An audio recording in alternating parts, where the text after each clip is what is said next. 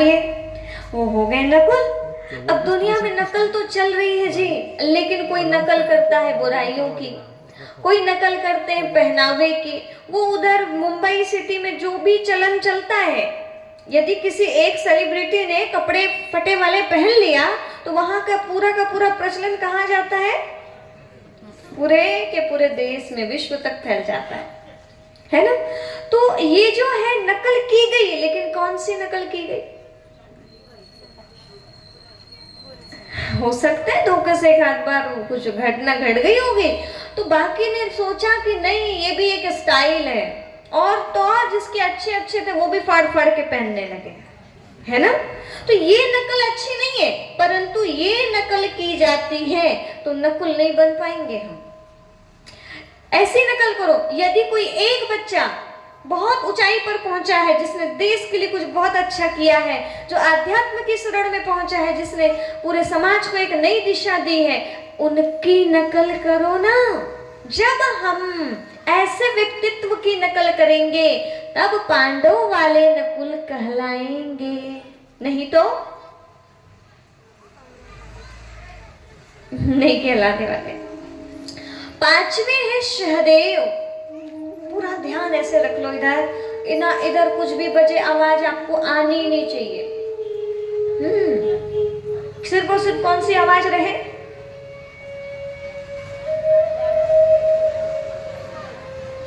इतनी एकाग्रता हो कि बात नहीं पूछो। एक बार क्या हुआ, एक प्रेमिका थे, उसके प्रेमी कई साल के बाद में उनके गांव में आने वाले थे, कई जगह दूरी से, विदेश से। तो वो अब कई दिनों के बाद शादीशुदा थे, बहुत प्रेम करते थे, तो वो अपने पति आने वाले हैं इसलिए शुद्ध-बुद्ध खो करके दौड़े दौड़े जा रही थी उनका स्वागत करने के लिए।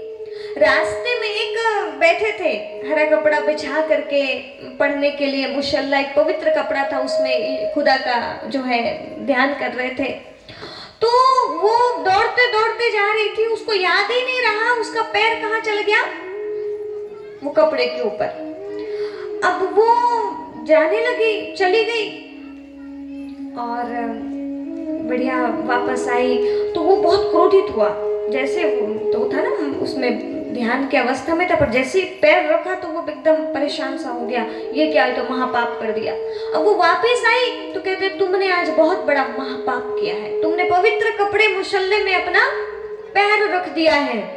तो उसने एक बड़ी अच्छी बात कहा, वो बात बड़ी अच्छी लगी मुझे, आप सभी सुनना। वो कहती है, मैं तो मेरे साजन की, प्रेमी की याद में इतनी खो गई थी, उनसे मिलने के लिए मैं अपनी शुद्ध-बुद्ध भूल गई थी कि मेरे कौन आने वाले हैं, मैं किसके ध्यान में थी। लेकिन मुझे ये बात समझ में नहीं आ रही कि तुम भी तो उस खुदा की,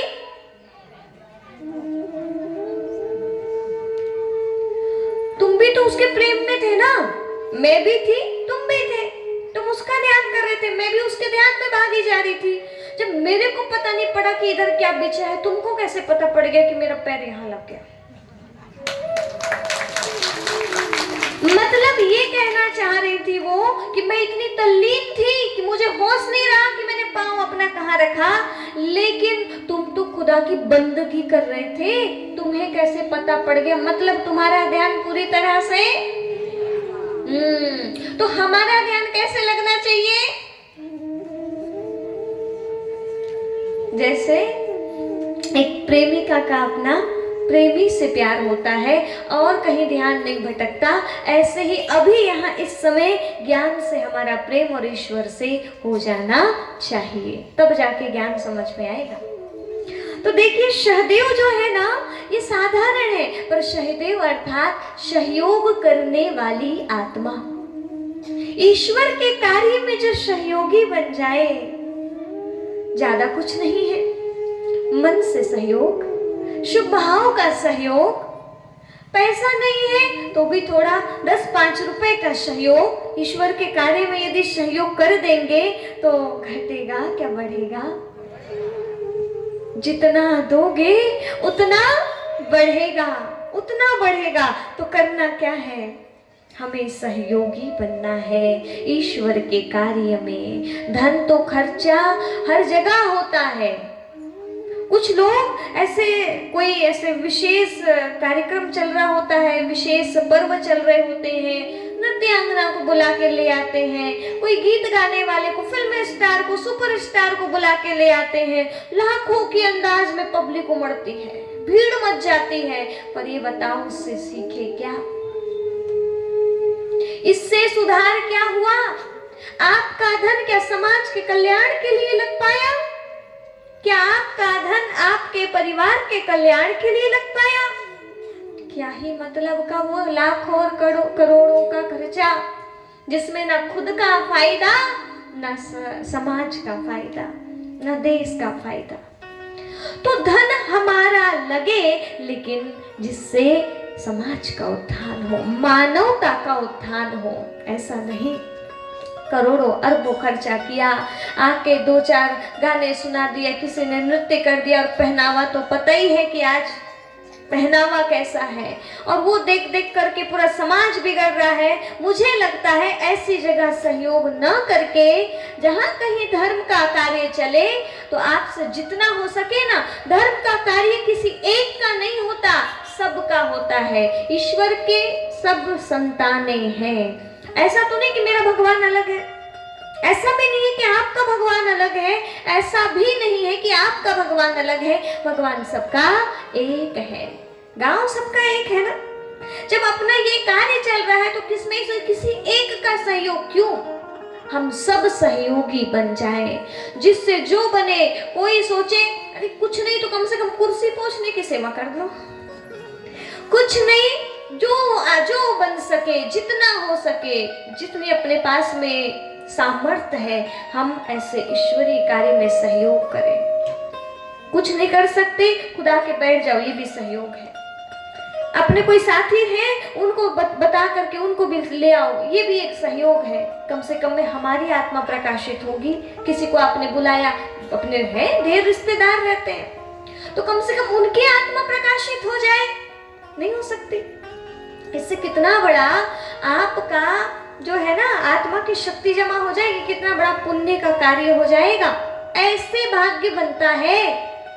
ऐसे वैसी जगह पैसे फेंकने से भाग्य नहीं बनता, कृपा नहीं बरसती है बाह्य चीजों से। ऐसे छोटे छोटे किए गए श्रेष्ठ कर्मों से ही हमारे जीवन का निर्माण होता है। पुण्य उदित होते हैं, पुण्य फल संचित होते हैं, और यही पुण्य फल जब परिस्थितियों का समय आता है ना, तो यही दवा बन के लग जाती है जीवन में। जब डॉक्टर कह देते हैं कि अब कुछ नहीं होने वाला, अब वो ही कुछ कर सकता है, तो ऐसे कई आपके भी जीवन के अनुभव होंगे। बस सब कुछ खत्म सा हो गया था, जीवन जैसे समाप्ति की तरफ था, पर पता नहीं किसकी दुआ लग गई जो सब कुछ ठीक ठीक हो गया। ऐसा हुआ है, नहीं हुआ है? होता है। तो यही कुछ किए गए पुण्य कर्म उस समय आपके सामने आपकी मदद करने के लिए आ जाते हैं। तो पुण्य करने के लिए भी हाथ भी है, पैर भी है, मुंह भी है, धन रुपया पैसा भी है, खाने के लिए अन्न भी है। तो क्या अभी अपन नहीं कर सकते? अभी अपने को करना है, ईश्वरीय कार्य में सहयोग करना है। जहां पे आपको अच्छा कार्य दिखता है, उसे अपना समझ करके सहयोग करना है। तो ये है सहदेव। अब इनकी माँ है कुंती, जिसने इतने अच्छे संस्कार दिए हैं अपनी संतानों को कि एक भीषण महाभारत का महायुद्ध हुआ, लेकिन 5 को नहीं आई कोई आँच, कोई झुलसा, क्योंकि उनको गाइड करने वाले कौन है? उनके पास स्वयं परमात्मा है। तो ये संस्कार माँ को, पिता को, अपनी संतानों को बचपन से ही दे देना चाहिए। बेटा, हम तुम्हारी जिंदगी में हमेशा साथी बनने वाले नहीं हैं। कब तक रहोगे आप? जब तक आपकी उम्र है। तो जन्म दिया है, पर एक कार्य करना आवश्यक है माँ बाप बने हो तो, कि अपनी संतान को सत्यता का बोध कराइए, संतान को ईश्वर से जुड़वाइए। धृतराष्ट्र ने कार्य नहीं कर पाया, गांधारी ये कार्य नहीं कर पाई, इसीलिए कौरव वंश नष्ट हो गया। लेकिन ये कार्य पहले से ही, बचपन से ही कुंती मां ने इसका ध्यान रखा।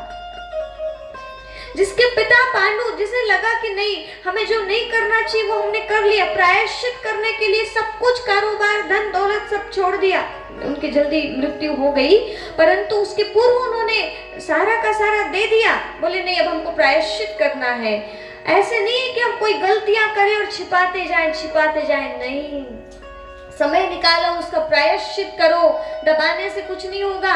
इधर की सरकार की आंखों से बच जाओगे, पर परमात्मा की आंखों से कोई बच नहीं सकता है। आपको क्या लगता है कोई नहीं देखता? तन की जाने, मन की जाने, जाने चित्त की चोरी, वो साहिब से क्या छिपावे जाके हाथ में डोरी। उसके हाथ में ही आपकी डोरी है, मत छुपाना, कुछ नहीं छिपने वाला, कुछ नहीं। तो जो पांडव है, इनको संस्कार देने वाली इनकी माँ है।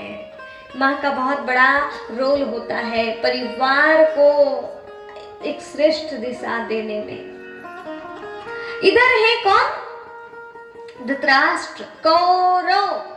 कौरव का अर्थ पता है आपको? कौवे और गिद्ध की तरह जो रो रो कर रहे हैं। आपको कौवे और गिद्ध की खासियत पता है? कौवे और गिद्ध जो होते हैं ना, छीनने वाले, उन चीजों पर दृष्टि जाती है जो चीजें ठीक नहीं है। कौवे के कमी है कहें, कमजोरी है कहें, एक कौवे की चोंच में यदि रोटी है तो दूसरा कौवा उसको खाते हुए नहीं देख सकता। वो जाएगा, उसकी चोंच की रोटी झपटेगा, फिर इधर वाला झपटेगा, उस चक्कर में ना इसको मिलती ना उसको मिलती, वो टूट टूट के गिर जाती है। फिर उठाएगा उसको कीचड़ से, फिर लेके उड़ेगा, फिर दूसरा उड़ेगा। मतलब एक दूसरे के बीच में इतना ज्यादा ऐसे चलता है कि अंततः वो खाने योग्य भी नहीं बच पाती।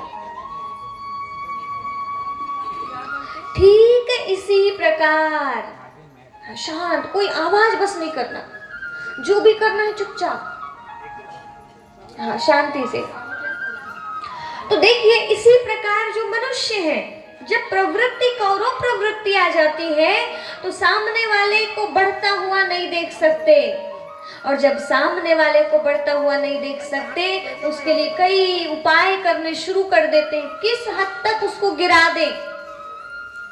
और फिर इधर वाले के अंदर बदले की भावना, उधर वाले के अंदर उसके प्रति ईर्ष्या की भावना, ये दो भावनाएं कौन सी? बदले की भावना और ईर्ष्या की भावना।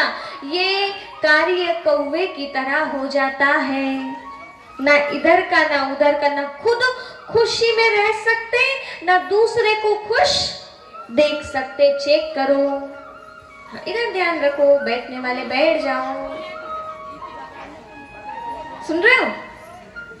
ना तो खुद खुश रह सकता, ना दूसरे की खुशी देख सकता, ऐसा व्यक्तित्व हमारा तो नहीं है। चेकिंग करो, चेक करने के लिए Mahabharat, check and change. Mahabharat एक दर्पण है। आईना देखा है? हर कोई आईना देख के ही आए होंगे, नहीं देखा? हाँ, आईना क्या करता है? आप जैसे हो एज इट इज वैसा ही आपको दिखाता है। ऐसा नहीं दिखाएगा कि आप काले हो तो गोरे हो जाओ, आप सफेद करके नहीं दिखाएगा। आप जैसे हो वैसे ही दिखोगे, एक भी कुछ नहीं बदलता। आईना सत्य बोलता है, आईना आपको आपका रूप दिखाता है। ठीक वैसे ही महाभारत एक दर्पण है जो हमको अपना आईना दिखा रही है कि हम क्या हैं। खुल गया है दर्पण, दो है, एक तरफ है कौरव और एक तरफ है, देखो दर्पण में किसके जैसे दिख रहे हो? पांडव जैसे। क्या फिर? अच्छा, पांडव जैसे। हाँ, अब गीता ज्ञान सुन रहे हैं आप तो पांडव ही होंगे। चलिए आपको सही में बताना, सही सही मुझे, कि आपको क्या लगता है, आप कौरव वाली सेना में हैं कि पांडव वाली सेना में? सही सही बता। कितने लोगों को लगता है कि अभी हम पांडव की सेना में हैं?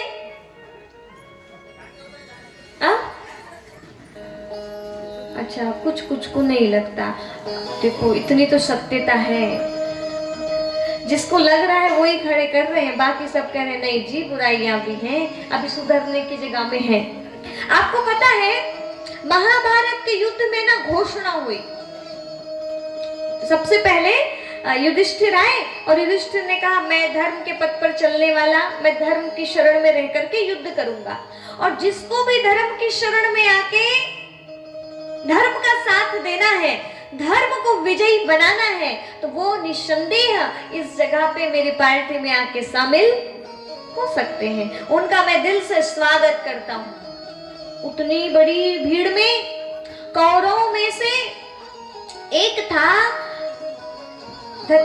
कौरवों में से एक दासी पुत्र धृतराष्ट्र का ही, उसका नाम था युयुत्सव।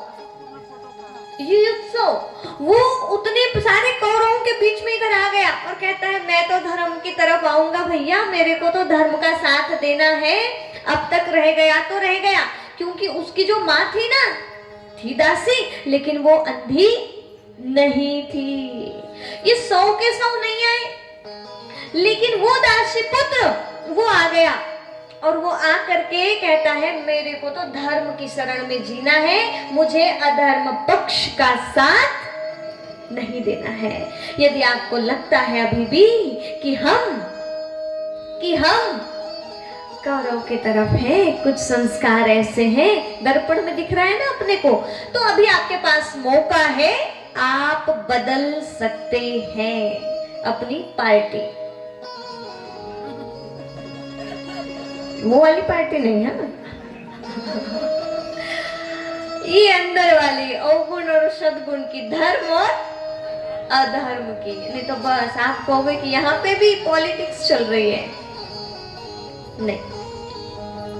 तो देखिए, माँ भी अंधी, पिता भी अंधे, अब उनकी संतान कैसी होगी?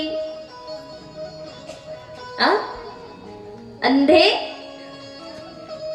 पर याद रखना, सामने वाला व्यक्ति यदि गलत भी है, उसके मुंह पे ना कभी गलत नहीं बोलना। इतनी बड़ी महाभारत होने के पीछे एक सबसे बड़ा कारण बना, द्रौपदी जैसी समझदार स्त्री से एक भूल हो गई। द्रौपदी ने क्या कहा पता है? अंधे की औलाद अंधे। वो इंद्रप्रस्थ बना था, जो दिखता था वो था नहीं, वो पानी नहीं था और बड़े अपने आप को संभाल संभाल के चल रहा था, जहां पानी था वहां गिर गया फिसल के। हंसी आ गई द्रौपदी को और हंसकर कह दिया अंधे की औलाद। इसी एक शब्द ने बड़ी महाभारत खड़ी कर दिया। दुर्योधन ने कहा आज मेरा उपहास करिए, ठहर जा, मैं भी तेरा ना ब्याज सहित बदला ना लूं तो कहना। महाभारत सिखाती है कि आप कितने भी अच्छे हो जाओ, आप कितने भी श्रेष्ठ हो जाओ, लेकिन कोई अधर्मी भी है उसके मुंह पे कभी नहीं बोलना, कभी किसी के लिए हंसना नहीं। कोई गिर गए तो हंसना चाहिए, कभी किसी की खेती नहीं करना, नहीं तो जीवन में वही आएगा दृश्य जो द्रौपदी के जीवन में घटा। हमारे जीवन में दुख का कारण हम खुद हैं, यहाँ पे दिखाया गया है। अब देखिए, गांधारी जो है ना, अंधी नहीं थी। गांधारी अंधी नहीं थी, पर पता पड़ा जिनके साथ विवाह रचने वाला है वो आंखों के अंधे हैं, तो जैसे पति वैसे ही पत्नी को भी होना चाहिए, इसलिए उन्होंने पट्टी बांध लिया और परिणामतः आगे का परिणाम दिखाई दिया।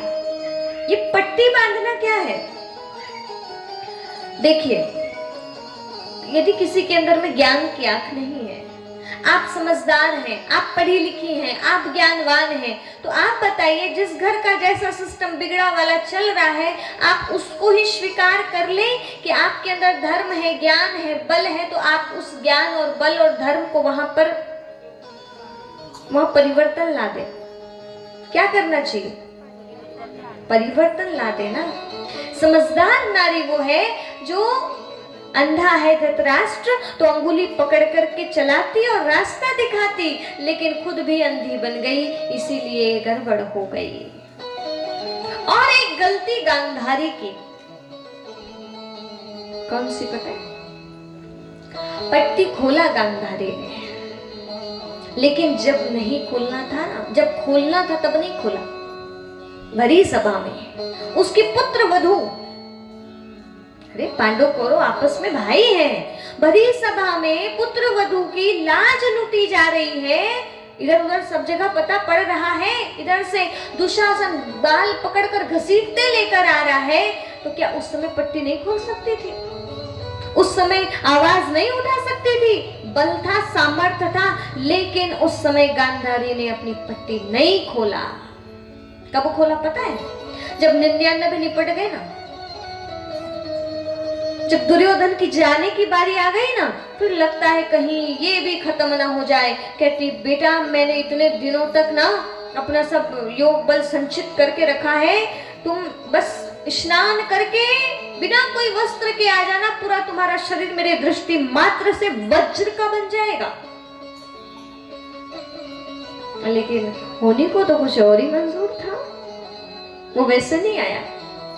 और परिणामतः जिस जंगे को दिखाकर उन्होंने बड़े कॉन्फिडेंस के साथ अपनी जो है ना हैवानियत का परिचय दिया था कि मैं इंसान नहीं, मेरे अंदर शैतान बैठा है, द्रौपदी को जिस जंघा को दिखाकर उन्होंने जो है द्रौपदी का अपमान किया था, उसी जंगे में गदे की मार पड़ी थी और वह तड़प तड़प कर मरा था।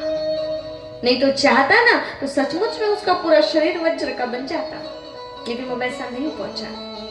तो देखिए गांधारी के पास बल है, ज्ञान है, लेकिन उसने अपनी आंखें उस समय नहीं खोली जहां पर उसी के जैसे नारी का, उसकी खुद बहू का अपमान हो रहा है। घर में ये समस्याएं ऐसी दिखाई तो नहीं देती, परंतु बड़े रूप में देखे तो हो रही है चीजें। छोटी छोटी देख लीजिए, सास बहू घर में है, आपस में कैसे रहना चाहिए बोलो? प्यार से एक दूसरे की मदद करना चाहिए। पर होता क्या है ज्यादातर, सास करती पड़ोस में बहू की चुगली और बहू करती है मायके में। क्या होगा ऐसे में? जो घर में पूरे टाइम रह रहे हैं, जिसके कारण घर का वातावरण बनता है, यदि दोनों के बीच में ही मतभेद है, दोनों के अंदर बुराइयां चल रही हैं, सास करे बहू की बुराई, बहू करे सास की बुराई, उस घर का वातावरण क्या होगा? उस घर के बच्चे क्या सीखेंगे? यही सीखेंगे।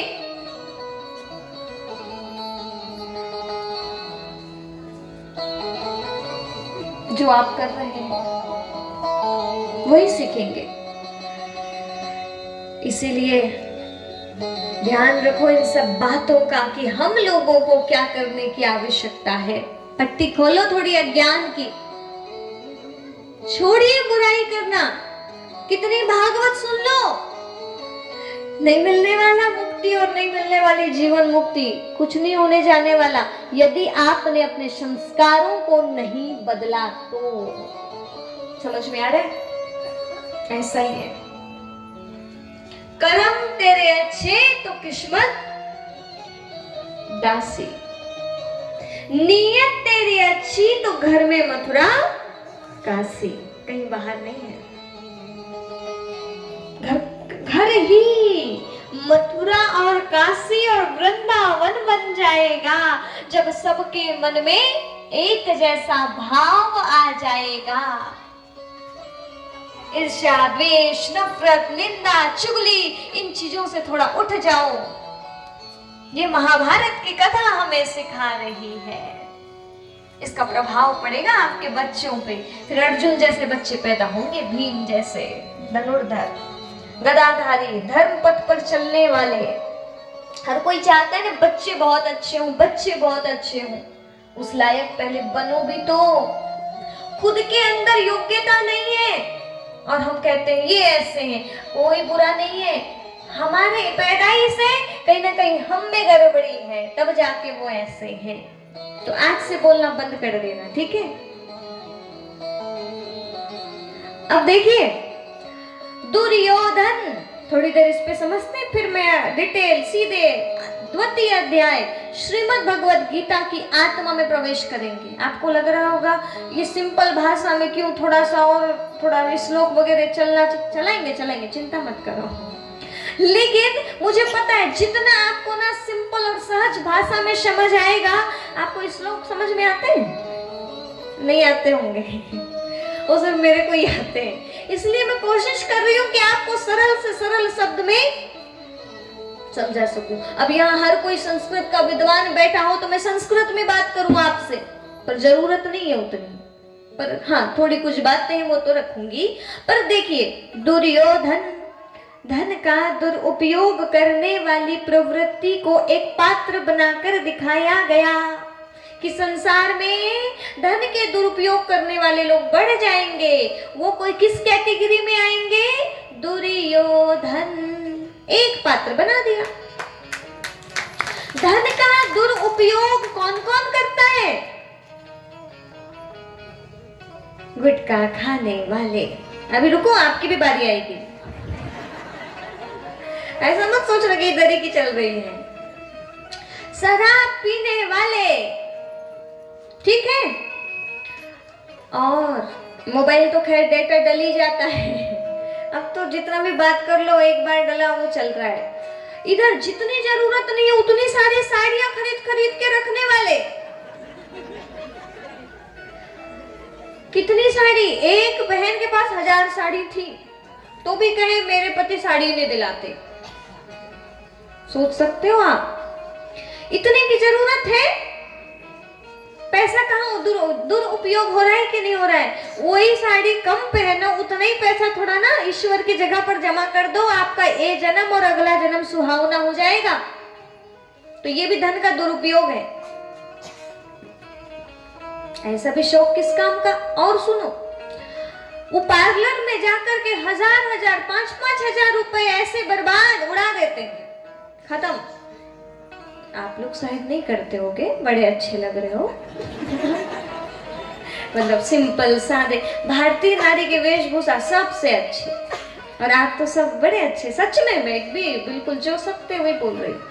आप तो ऐसा करते नहीं पर ऐसा होता है। तो ये फैशन के चक्कर में पैसा बर्बादी, ये नारी तो है पर ये इनका भी कर्म धन का दुरुपयोग वाला चल रहा है। एक थी पुत्री दुशीला, 100 भाई और एक बहन, और उनका जन्म पता है कैसे हुआ था? 2 वर्ष से गांधारी गर्भ धारण की हुई थी, कोई संतान नहीं हो रही थी। तो उतने में ये सब पैदा होने लगे, युधिष्ठिर वगैरह। तो धृतराष्ट्र को आया क्रोध, बोले ये पांडु पुत्र युवराज बन जाएंगे। तो उन्होंने क्या किया, क्रोधित होकर गांधारी को थोड़ा सा डांट लगा, ऐसे क्रोध में बोला। तो गांधारी को भी क्रोध आया, उसने अपने गर्भ में प्रहार किया, उससे एक मांस का पिंड निकला। अब ये बड़ी सोचनीय बात बन गई कि ये पिंड निकला है परंतु इन्हें वरदान प्राप्त है सतपुत्रवती का, मतलब 100 बच्चों की मां बनेगी। लेकिन 2 साल से कोई संतान ही नहीं। तो क्या किए, बड़े बड़े जो महात्माएं बैठे थे, गोकुल गुरु, कृपाचार्य, द्रोणाचार्य, भीष्म पितामह, इन्होंने क्या किया, एक दिमाग लगाया। ऋषिवर ने यदि वरदान दिया है तो व्यर्थ तो जा नहीं सकता। उनको 100 भागों में डिवाइड किया, एक टुकड़ा और बचा, ऐसे 101 हुए, और उनको घड़े में भर दिया और अंधेरे कक्ष में ऐसे ना रख दिया जहां सूर्य का प्रकाश भी नहीं पहुंचा। और बताऊं आपको, जैसे कि चिड़िया के अंडे से बच्चे निकलते ना, चूजे, ऐसे ही वो घड़े फूटते गए और उन पिंडों से क्या निकला, छोटे छोटे मांस के टुकड़ों से एक एक संतानों का जन्म हुआ। दुर्योधन, कौरव, इनका जन्म भी दिखाया है देह से, मिट्टी से, चमड़ी से, है ना। तो जो चमड़ी देह भान का प्रतीक है, जिनका जन्म ही इस रीति से होगा, मांस के लोथड़े से मटके में रखे हुए हैं, बिन पेंदी का जो मटका होता है ना, ऐसे, तो ये लोग वैसे ही हैं। इनके अंदर सदाचार नहीं है, ये अंधकार में रखे गए थे वो घड़े। इनके अंदर अंधत्व समाहित था, इनके अंदर अच्छाई का प्रकाश नहीं था। और ये दुर्योधन का जन्म हुआ ना, भारी तूफान, पूरा का पूरा ऐसा लग रहा था कि कोई बहुत ज्यादा विनाश हो जाएगा, ऐसी घड़ी में जन्म हुआ था। तो बहुत सारे महापुरुषों ने तो कह ही दिया था कि ऐसी घड़ी पे जैसे ऐसे संतानों का जन्म होता है तो वो संतानें कुल के लिए शुभ नहीं होती हैं। और ये बात धृतराष्ट्र को बड़ी बुरी लगी थी। पुत्र मुंह बहुत ज्यादा था, मुश्किल से तो पैदा हुआ है, तो उनको लगा ये क्या बोल रहे हैं, सामने बोलने वालों को ही गलत बोल दिया, वो बहुत ज्यादा। पर ऐसा है, संस्कार नहीं दे पाए और गलत साथ मिल गया और पूरे पूरे बिगड़ गए। बचपन से योजनाएं चल रही हैं, वो सिखाते जा रहा है, भांजे 5 अंगुली हैं, इधर से खत्म करें, इधर से करे, किधर से करे, करना तो पड़ेगा ही। बचपन से खीर में जहर डाल डाल के पिला रहे हैं। पर याद रखना, जब सामने वाला आपके साथ कितना भी गलत करने की कोशिश करे, आप अच्छे हैं ना, तो वो कितना भी गलत करे, गलत उनका ही हो जाता है। इधर वाले का कोई गलत, खीर में मिलाया जहर और पिला के डाल दिया, नींद की चीजें डाल दिया, कभी जहर डाल दिया, कहीं पानी में डाल दिया, कहीं समुद्र में बहा दिया वो सोई हुई हालत में, लेकिन उसके बदले वो और ज्यादा शक्तिशाली और बहुत कुछ बलवान बन करके बाहर निकल के आ जाता है, क्योंकि नागलोक में प्रवेश कर लेता है। ऐसे कथा है, मतलब ये बात है कि आप यदि किसी का बुरा करेंगे, उनका नहीं होगा। किसका बुरा होगा? आपका होगा। इसीलिए कर भला तो, और करेगा बुरा तो भला करना हमारे जीवन जीने की कला है ना? है या नहीं? हाँ। तो ये है दुर्योधन, दूसरे हैं दुशासन। ये शासन सिस्टम गलत तरीके से क्या कार्य किया है। आज ऐसे बहुत से हैं जो नारियों का ऐसा अपमान करते हैं। दुर्मुख, मुख से जिसके अंदर गलत गलत गालियां ऐसे निकलती हैं, अंदर गलत भरा है तो बाहर से भी वही निकलेगा। ये है दुर्मुख। ज्यादातर संतानें ना ऐसे दो अक्षर से हैं, पर इनके साथ बड़ी बुराइयां जुड़ी हुई हैं। एक है दुर्गा माँ, लेकिन ये है दुर्गुणों का अंत करने वाली। पर दुर्योधन ये है धन का दुरुपयोग करने वाले। दुशासन, दुष्कर्ण कान भी है, परंतु जिन कानों को बुराइयां सुननी अच्छी लगती है वो हो गए दुष्कर्ण। दुर्हस्त, पूरा पढ़ना तो आप नाम निकाल के। पुत्र भी दुशीला, चरित्र जिसका दूषित हो गया है, चरित्र जिसका दूषित है। नारी ऐसी जिसको अपने चरित्र का होश नहीं, ध्यान नहीं, क्या होना चाहिए, वेशभूषा का ध्यान नहीं, वो क्या कहलाएगी? वो दुर्योधन की बहन ही कहलाएगी। कोई तो नहीं है इधर दुर्योधन की बहन है? हाँ? नहीं है ना? हाँ, फिर तो अच्छी बात है। तो ये है सारी वर्तमान में घटने वाली महाभारत। है क्या कहीं बाहर देखा? दुर्हस्त, हाथों से गलत कर्म तो नहीं करते। दुर्मुख, मुख से गाली तो नहीं निकलती। नहीं तो कुछ लोग पता है आपको, अब घर में गौवे पशु रहते ना, उनको भी बड़ी गालियां देते रहते हैं। और वो गाली देने की जरूरत ही नहीं है, वो क्या सुनेगी? आपकी गाली सुनती होगी क्या? एक जगह ऐसे गांव में प्रोग्राम चल रहा था, वही रुके थे, बढ़िया ऐसे ही गांव था, गांव ही में रुकना हुआ, बड़ा आनंद आ रहा था। पर हुआ ये कि चरवाहा जा रहा था और वो इतनी बुरी गाली दे रहा था। हमने कहा भैया इतना बढ़िया गांव है, पर ये बेचारे गाली, गौ माता को गाली दे रहे हैं, और गौ माता तो गाली भी न सुने, मस्त पूछ लाते वो चली जा रही थी। तो देखिए, आप अपने मुख से ना अपशब्द निकाल करके अपनी इमेज कम मत करना। समझ में आ रहा है? बुरा बुरा बोलने का है नहीं है, गाली वाली देने का। इससे हीरे निकाल लो या फिर कोयले निकाल लो, आपके हाथ में। ये गोदाम है, अंदर जो होगा वो निकलेगा, सद्गुण होंगे तो अच्छी बातें निकलेंगी। ये हो गई वर्तमान की महाभारत। जो चल रहा है सारे का सारा ये कर्म क्षेत्र, ये पूरा विश्व है कुरुक्षेत्र, है ना। और यहाँ पे है सब ऐसे ऐसे पात्र। हरियाणा प्रदेश का वो छोटा सा स्थान कुरुक्षेत्र सिर्फ उतनी सी बात नहीं है, ये पूरे संसार की बात है। और सबके अंदर दुर्योधन है, सबके अंदर पांडव जैसे गुण भी हैं, पर वो कभी कभी अच्छाइयां निकलती हैं और कभी कभी, ठीक है। अब आगे बढ़े। अब सुनिए, महाभारत श्रीमद् भगवत गीता दोनों एक दूसरे से जुड़ी हुई हैं। अब मैं श्रीमद् भगवत गीता के अंदर प्रवेश कर रही हूं, इसलिए अब थोड़ी सी शांति और थोड़ा सी गंभीरता ला लो, क्योंकि गीता है गहरी।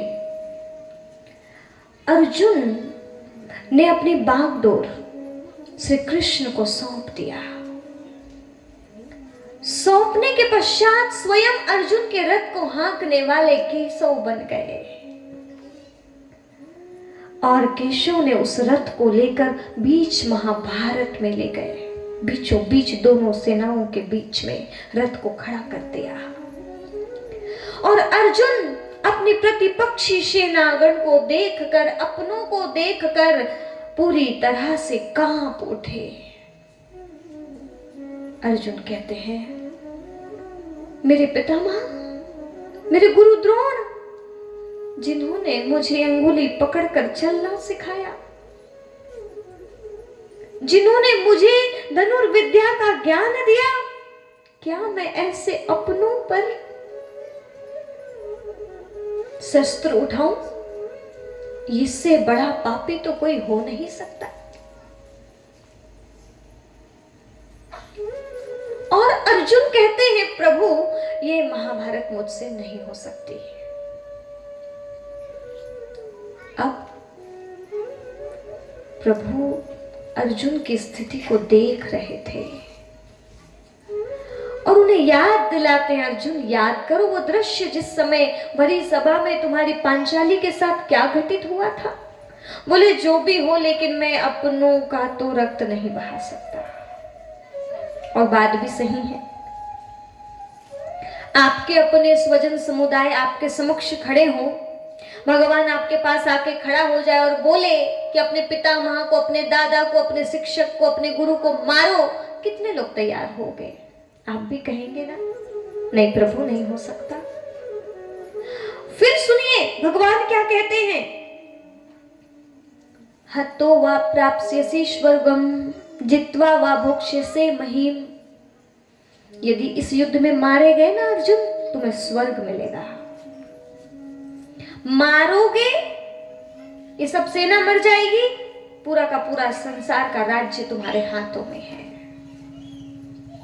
मारते मारते मर भी गए तो स्वर्ग मिलेगा। तो अर्जुन कहते हैं, एक काम करो, आप ही मार दो। मैं क्यों मारूं? मैं क्यों पाप का हिस्सा बनूं? अर्जुन को कहते हैं, नहीं नहीं अर्जुन, तुम्हें स्वर्ग मिलेगा। गहराई पे आना, थोड़ा सा गहराई पे उतरना। भगवान क्या किसी देह को मरवाएगा? गीता की शुरुआत यहीं से होती है। अर्जुन कहता है कि मेरे हाथों से सीदंती मम गात्राणि मुखम चा परिशोष्यति, मेरे हाथों से गांडीव गिर रहा है, मेरी त्वचा जैसे जल रही है, कांप रही है, मेरे से ये नहीं हो सकता। तभी कहते हैं अर्जुन, मारोगे तो स्वर्ग मिलेगा। थोड़ा सा सुनना ध्यान से। हाँ, यहां यदि किसी को कोई मार दे, लड़ाई झगड़ा चल रहा है, किसी की मृत्यु हो जाए, तो आप बताइएगा स्वर्ग मिलता है क्या जेल की सजा मिलती है? बोलो, पीछे वाले बोलो। हाँ, लेकिन भगवान युद्ध कराएं तो बोलो स्वर्ग। हाँ चलो अभी समझते हैं। प्रभु कहते हैं, क्लिब्यम माश्म गमा पार्थ, नैतत्पय उपद्यते क्षुद्रम हृदय दौर्लभ्यम त्यागत्य उत्तिष्ठ परंतपः। हे परंतप, हे अर्जुन, अपने हृदय की क्षुद्र दुर्बलता को त्याग और उठ जा। उत्तिष्ठ हे कौन्तेय युद्धाय कृत निश्चयः। युद्ध कर, खड़ा हो। बार बार जब भगवान ऐसे कहते हैं, हमें लगता है प्रभु युद्ध के लिए प्रमोट कर रहे हैं। और अर्जुन का भी मोह नष्ट नहीं हुआ है। ज्ञान देना तब पड़ा जब अर्जुन के अंदर मोह पैदा हो गया। ध्यान से सुनना, ये स्थूल मृत्यु वाला युद्ध नहीं है, अपनी बुराई को मारने वाला युद्ध है। कैसे, अभी बताऊंगी। तो अर्जुन समझ रहा है कि ऐसे मारना है। भगवान कहते हैं, देखो अर्जुन, तुम नहीं भी मारोगे तो ये मेरे द्वारा मारे जाएंगे। गहराई है थोड़ी, हाँ, लेकिन मार दोगे तो तुम्हें स्वर्ग मिल जाएगा। मेरे द्वारा मारे जाएंगे, नहीं भी मारोगे तो। बार बार ऐसे कहते हैं तो हमें देख के ऐसा लगता है भगवान को ही मार देना चाहिए ना, काहे के लिए अर्जुन के पीछे पड़े हैं, खेल खत्म हो जाएगा फटाफट। लेकिन नहीं, किसे मारना है? महाभारत और श्रीमद् भगवद गीता कहती है। क्या कहती है पता है? त्रिविधम नरकश्यदम द्वारम नाशनात्मनः कामः क्रोधस्य तथा लोभस्य तस्मादेत त्रयं त्यजेत। एक तरफ श्रीमद् भगवद गीता 16वें अध्याय पे क्या कह रही है? ये क्रोध, ये वासना, ये मोह नरक के द्वार हैं। और एक तरफ कहा जा रहा है युद्ध करो, युद्ध करो। अब आप तनिक थोड़ा विचार लगाना कि बिना क्रोध आए क्या कोई युद्ध कर सकता है? जोर से बोलो। दो चीजें हैं। एक तरफ स्वयं भगवान इधर कह रहे हैं प्रथम अध्याय में, अर्जुन उठो और युद्ध करो। 16वें अध्याय में स्वयं भगवान कह रहे हैं त्रिविधम नरकश्यदम द्वारम नाशनात्मनः। ये आत्मा का नाश करने वाला क्रोध है, ये मोह नाश करने वाला है। इसको त्यागो, इसको मारो। ये बात ना पूरी गीता, श्रीमद् भगवद गीता को गहराई से पढ़ो, तब जाकर समझ में आती है कि स्थूल मृत्यु की बात नहीं है, बुराइयों को नष्ट करने की बात कही जा रही है। वहां भगवान कह रहे हैं मेरे द्वारा सबकी डेट फिक्स है मारी जाने की, सबकी मृत्यु लिखी है, सब जाने वाले हो। किसी को पता है आपका टाइम कब आ रहा है? पर लिखा है उधर से डेट निश्चित है। हाँ, लेकिन भगवान क्या कह रहे हैं? तुम बीच में ही मार दो। किसे मारो? देह को नहीं। जो बीच में प्रकट होता है ना, मोह, मोह शकल व्याधिन कर मूला, इस मोह को मारो। और इधर सामने किसके सामने लाके खड़ा किया है रथ को? जीवन रूपी रथ है। अध्यात्म महाभारत सुना रही हूं मैं आपको। जीवन रूपी रथ है और इसके समक्ष सबसे करीब कौन रहता है? अपोजिट वाले लोग, जिनसे नफरत है वो भी याद आते हैं, जिनसे मोह है उनकी भी याद रहती है, दोनों की याद रहती है, दोनों की याद रहती है। लेकिन जिनसे मोह है ना, उनका बहुत ज्यादा कुछ भी हो जाए तो इधर परेशान होने लगते हैं, उन्हें कुछ हुआ तो इधर पूरे दुखी हो जाते हैं। ये मोह दुख देता है। इसीलिए भगवान कहते हैं कि इनके प्रति तेरे अंदर जो मोह भाव है ना, उस मोह भाव को तू नष्ट कर दे। ये कब समझ में आया पता है? जब और गहराई पर गीता के अंदर प्रवेश किया गया तो आगे श्रीमद् भगवद गीता के अंदर ही समझ में आया कि दृढ़ वैराग्य की तलवार का इस्तेमाल करने को कहा जा रहा है। 4वें अध्याय में भगवान 15वें अध्याय में 4वें 5वें श्लोक में कहते हैं कि दृढ़ वैराग्य की तलवार को पकड़ो। अहंता, ममता, वासना, इन सब की जड़ों को काट के खत्म कर दो। तब समझ में आता है किसी देह को समाप्त नहीं करवा रहे हैं। भगवान का इस धरती पर आने का उद्देश्य धर्म की स्थापना है, अधर्म का नाश है। किसी देह को मार भी दिया जाए तो आप बताइए क्या उसकी जो बुरी प्रवृत्ति है वो नष्ट हो जाएगी? बुरा करने वाला कौन? आत्मा इस शरीर के माध्यम से क्या करती है? कर्म करती है। बुराई हो या अच्छाई हो, यदि आत्मा महात्मा की है तो उसका देह छूट जाएगा तो अगले जन्म में तो भी उसके संस्कार महात्मा के ही रहेंगे। यदि इधर दुर्योधन दुशासन के वो नष्ट भी कर दिया जाए, उनको शीश कलम कर दी जाए, अब आप बताइए स्वयं, अब वो फिर से पैदा होंगे, फिर से बच्चे बनेंगे, फिर से तो और अच्छे और संस्कारों में इंक्लूड होंगे वो बुरे वाले, और फिर और उनकी उम्र लंबी हो गई, फिर और अच्छे से पाप करेंगे। तो देह को नष्ट कर देने मात्र से बुराई का नाश नहीं हो सकता है। यहाँ देह को नष्ट कराने की बात नहीं कही जा रही है, देह के प्रति जो मोह है ना उसको नाश करने की बात, उसे नष्ट करने की बात, उसे त्यागने की बात कही जा रही है। पर अर्जुन को समझ में, हमको भी कहाँ आता है इतने जल्दी समझ में? आपको आ रहा है? कुछ चढ़ रही है दिमाग में? कितनों को चढ़ रही है बताना जरा। किसी को समझ नहीं आ रहा है?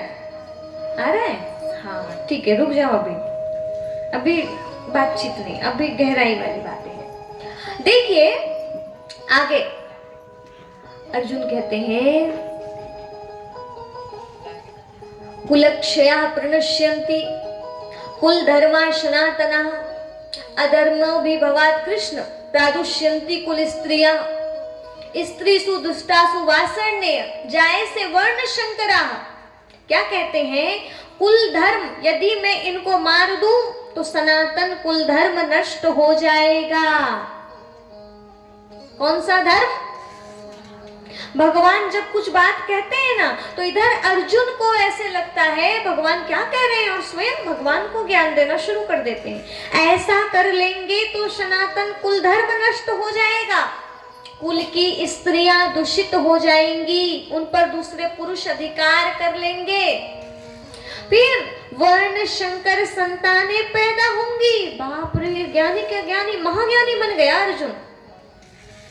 है अज्ञान के तले, है मोह के वश, पर ज्ञान की बातें तो देखो, ऐसी बड़ी बड़ी कुलक्षया प्रणश्यन्ति, इतना गहरा तो भगवान ने भी नहीं सोचा था कि अर्जुन भी ऐसा बोल सकता है। आज स्वयं अर्जुन केशव को ज्ञान देने चले हैं, है उन्हीं की शरण में, और क्या कहते हैं? सनातन कुल धर्म नष्ट हो जाएगा, हमारे कुल की स्त्रियां दूषित हो जाएंगी, वर्ण शंकर संतानें पैदा होंगी, पितरों को फिर पानी नहीं मिलेगा, फिर उनका त्राण कैसे होगा, वो मुक्ति को कैसे पाएंगे? अरे बाप रे बाप रे बाप। भगवान को अंदर अंदर हंसी आती है जब हम लोग भी ऐसी अज्ञान जनित बातें करते हैं ना, अपने अंधकार को, अपने मोह को, अपनी कमियों को ढकने के लिए, तो भगवान भी ऊपर से मुस्कुराता है। तो भगवान कहते हैं, अर्जुन धर्म के युद्ध में मौन रहा तो फिर तेरा गांडू कब तनेगा? न कीर्ति मिलेगी न यश मिलेगा, तू केवल पाप का भागी बनेगा। तो भी समझ में नहीं आई उनसे। भगवान कहते हैं, असोच्यानन सोचस्व तुम प्रज्ञावादांस भाषसे गतासून च नानु शोचन्ति पंडिताः। तुम बातें तो पंडितों जैसी कर रहे हो, लेकिन पंडित जन उन विषयों पे कभी शोक नहीं करते जो इस संसार से जाने वाले हैं। जो संसार में नश्वरता है ना, उस विषय पर ना सोचते हैं ना शोक करते हैं। तुम्हारा सोचना, तुम्हारा कहना, तुम्हारा ज्ञान दिख तो बहुत अच्छा रहा है, लेकिन है तो अज्ञान जनित। अज्ञान जनित। कहते अर्जुन, ये भरी सभा, भरे युद्ध में तुम्हारे अंदर ये नपुंसकता कहाँ से जागृत हो रही है? क्लेब्यम माष्मगमा पार्थ, ये नपुंसकता कहाँ से? ये तुम्हें शोभा नहीं देती है। अब अर्जुन को फिर उठा रहे। जैसे कभी कभी ना ठंडी के टाइम पे क्या होता है, गाड़ी की बैटरी उठती नहीं है तो पीछे से क्या करते हैं, हाँ, तो अर्जुन को भी ना धक्का लगा रहे हैं, क्योंकि अर्जुन की गाड़ी, रथ चालक खुद बन गए हैं परमात्मा, लेकिन अर्जुन को धक्का देना पड़ रहा है, क्योंकि अर्जुन के संभलने से, अर्जुन के बस की बात नहीं है। ईश्वर की शरण में यदि हम सब आ गए ना, तो हम जब भी धर्म पथ पर आगे नहीं बढ़ पा रहे हैं ना, तो परमात्मा स्वयं आपको धक्का देके आगे बढ़ा देगा। आपकी रिस्पॉन्सिबिलिटी उसकी हो जाएगी, बस शर्त इतनी है कि आपको उनका बनना। देखो, अर्जुन के अंदर भी मोह है, अर्जुन के अंदर भी अंधकार है, अर्जुन भी अज्ञान जनित बातें कर रहा है, लेकिन किसके समक्ष, किसकी शरण में है? आप एक बार शरण ले लो, फिर जो भी है, जो कुछ है, वो सीधा सीधा आपको लाइन पे ला देंगे, वो आपको आपकी जीत आपको दिला देंगे, और भी आपको अपने लिए सोचने की जरूरत नहीं है। अब देखिए, अर्जुन को थोड़ा थोड़ा समझ में आ रहा है, पर अब एक सुंदर सा दृश्य दिखाया गया, दिव्य दृष्टि दी गई। अर्जुन के लिए वो दृश्य कष्टदायक था, लेकिन है वो दृश्य बहुत अच्छा। दिव्य दृष्टि प्रदान की गई, स्वदर्शन चक्र धारण किया और विष्णु पितामह के शरीर के 2 टुकड़े कर दिए गए, और अर्जुन कहने लगा, गए गए मेरे पितामह गए। तो जब गए गए गए करने लगे ना, मेरे पितामह गए, तो प्रभु कहते हैं, अर्जुन कौन गया? बोले मेरे पितामह। तो कहते नहीं अर्जुन, ये जो तुम्हें बीच में ज्योति दिखाई दे रही है ना, ये है तुम्हारे पितामह, ये तो तुम्हारे पितामह का शरीर गया। क्या गया? हाँ, यहाँ पे आत्मा का बोध कराया जाता है। जब तक आत्मा का ज्ञान नहीं मिलता ना, जब तक आत्मा का बोध नहीं होता ना, तब तक कुछ नहीं होने जाने वाला। तो यहाँ पे आत्मा का ज्ञान दिया जाता है और कहते हैं आत्मा अजर अमर अविनाशी है, शरीर नश्वर है। दिव्य दृष्टि में देख रहे हैं, अर्जुन को समझा रहे हैं, अर्जुन को धीरे धीरे धीरे धीरे समझ में आने लगी। अब लाइन पे आने लगा वो, हाँ सही बात है। क्या कह रहे हैं? क्या कह रहे हैं? शरीर को बता रहे हैं क्या है, नश्वर है। आत्मा को बता रहे हैं ये क्या है, बोले ये अविनाशी है। फिर कहते हैं जातस्य हि ध्रुवो मृत्यु ध्रुवम जन्म मृतस्य च तस्माद् परिहार्य अर्थे ना तुम सोचितुम अर्हसि। जिसका जन्म हुआ है उसकी मृत्यु निश्चित है, और जिसकी मृत्यु हुई है उसका जन्म, आपकी मृत्यु होगी, आपके शरीर की होगी। ठीक है, जन्मता है शरीर, आत्मा शरीर धारण करती है, परंतु आत्मा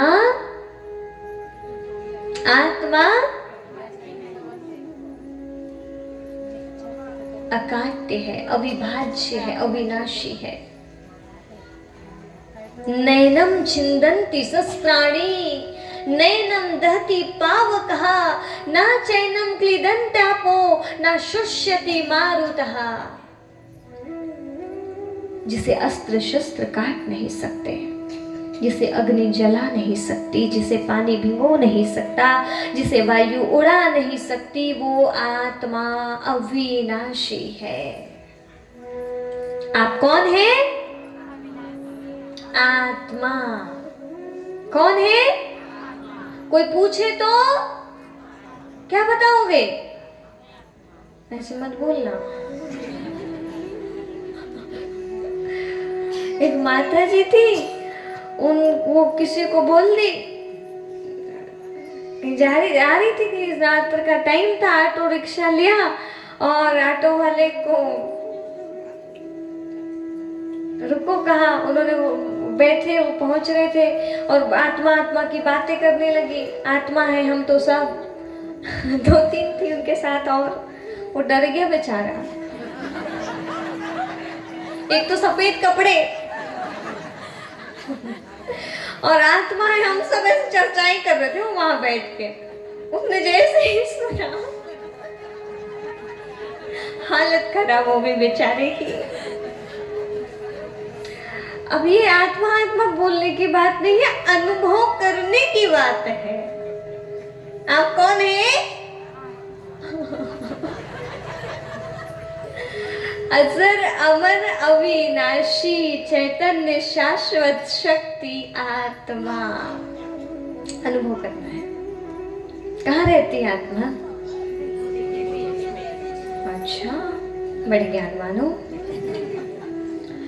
तो देखिए अर्जुन को धीरे धीरे समझ में आने लगा। आपको आए नहीं आए, मैं इस बात को थोड़ा सा समझाने की कोशिश करती हूँ, ठीक है। और एक उदाहरण से, भगवान किसको मरवा रहे हैं?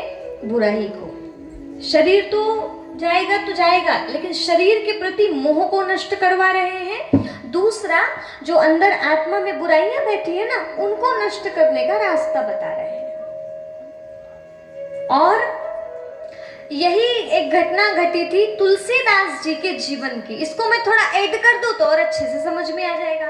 सभी ने नाम सुना होगा गोस्वामी तुलसीदास जी का, श्री राम का।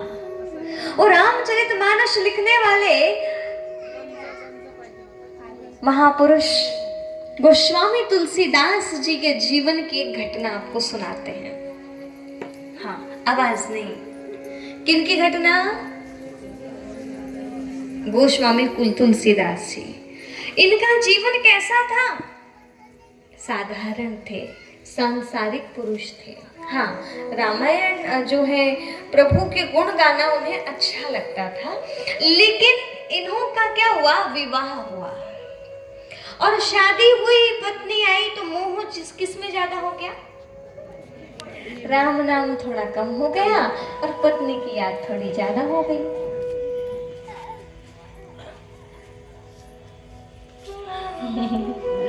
हुआ क्या? पत्नी बहुत ज्ञानी थी, विदुषी थी, नाम था रत्नावली। किसी का नाम तो नहीं है? रत्नावली बहुत ज्ञानवान स्त्री है। जो पति है वो राम का नाम छोड़ करके थोड़ा सा काम की तरफ बढ़ने लगे थे। संसार का सिस्टम है, कलयुग का प्रभाव कहें तो आप सबको तो पता होगा ही, पर ये प्रभाव तुलसीदास जी के जीवन में भी था। जब वो तुलसीदास जैसे महान व्यक्तित्व नहीं बने थे, उस समय की घटना है। हुआ ये कि तुलसीदास जी की शादी हुई है, पत्नी मायके पहुंची है, पर उनके बिना रह पाना इनके लिए काफी कठिन हो गया। और जब कठिन हुआ ना तो उन्होंने सोचा, अरे बाबा कौन देखता है, रातों रात निकला जाए। कहाँ निकल गई ये? रत्नावली के मायके, क्योंकि वो मायके गई थी। इनका ध्यान लग ही नहीं रहा था, बार बार याद आ रही थी। और कैसे गए वो कथा तो शायद सुना ही होगा, मैं शॉर्ट में बता दूं। जंगल को पार किया, नदी पूरे उफान पे थी, उसको भी पार किया। रत्नावली ऊपर पे रहती थी, वहां पर कैसे पहुंचा जाए, लटक के खिड़की से पहुंच गए कक्ष में, लथपथ पूरे कपड़े गंदे कीचड़ से, नदी को पार करके गीले, ऐसे वैसे, भारी वर्षा हो रही थी। ऐसे समय पे रत्नावली देखकर आश्चर्यचकित हो गई और रत्नावली कहती है, आप यहाँ इस वक्त? तुलसीदास कहते हैं, देखो ना मैं तुमसे कितना प्रेम करता हूँ, तुम्हारे बिना मैं एक पल नहीं रह सकता, मैं तुम्हारे प्रेम में दौड़ा चला आया। ऐसे लग रहा था जैसे रत्नावली शाबाशी देगी।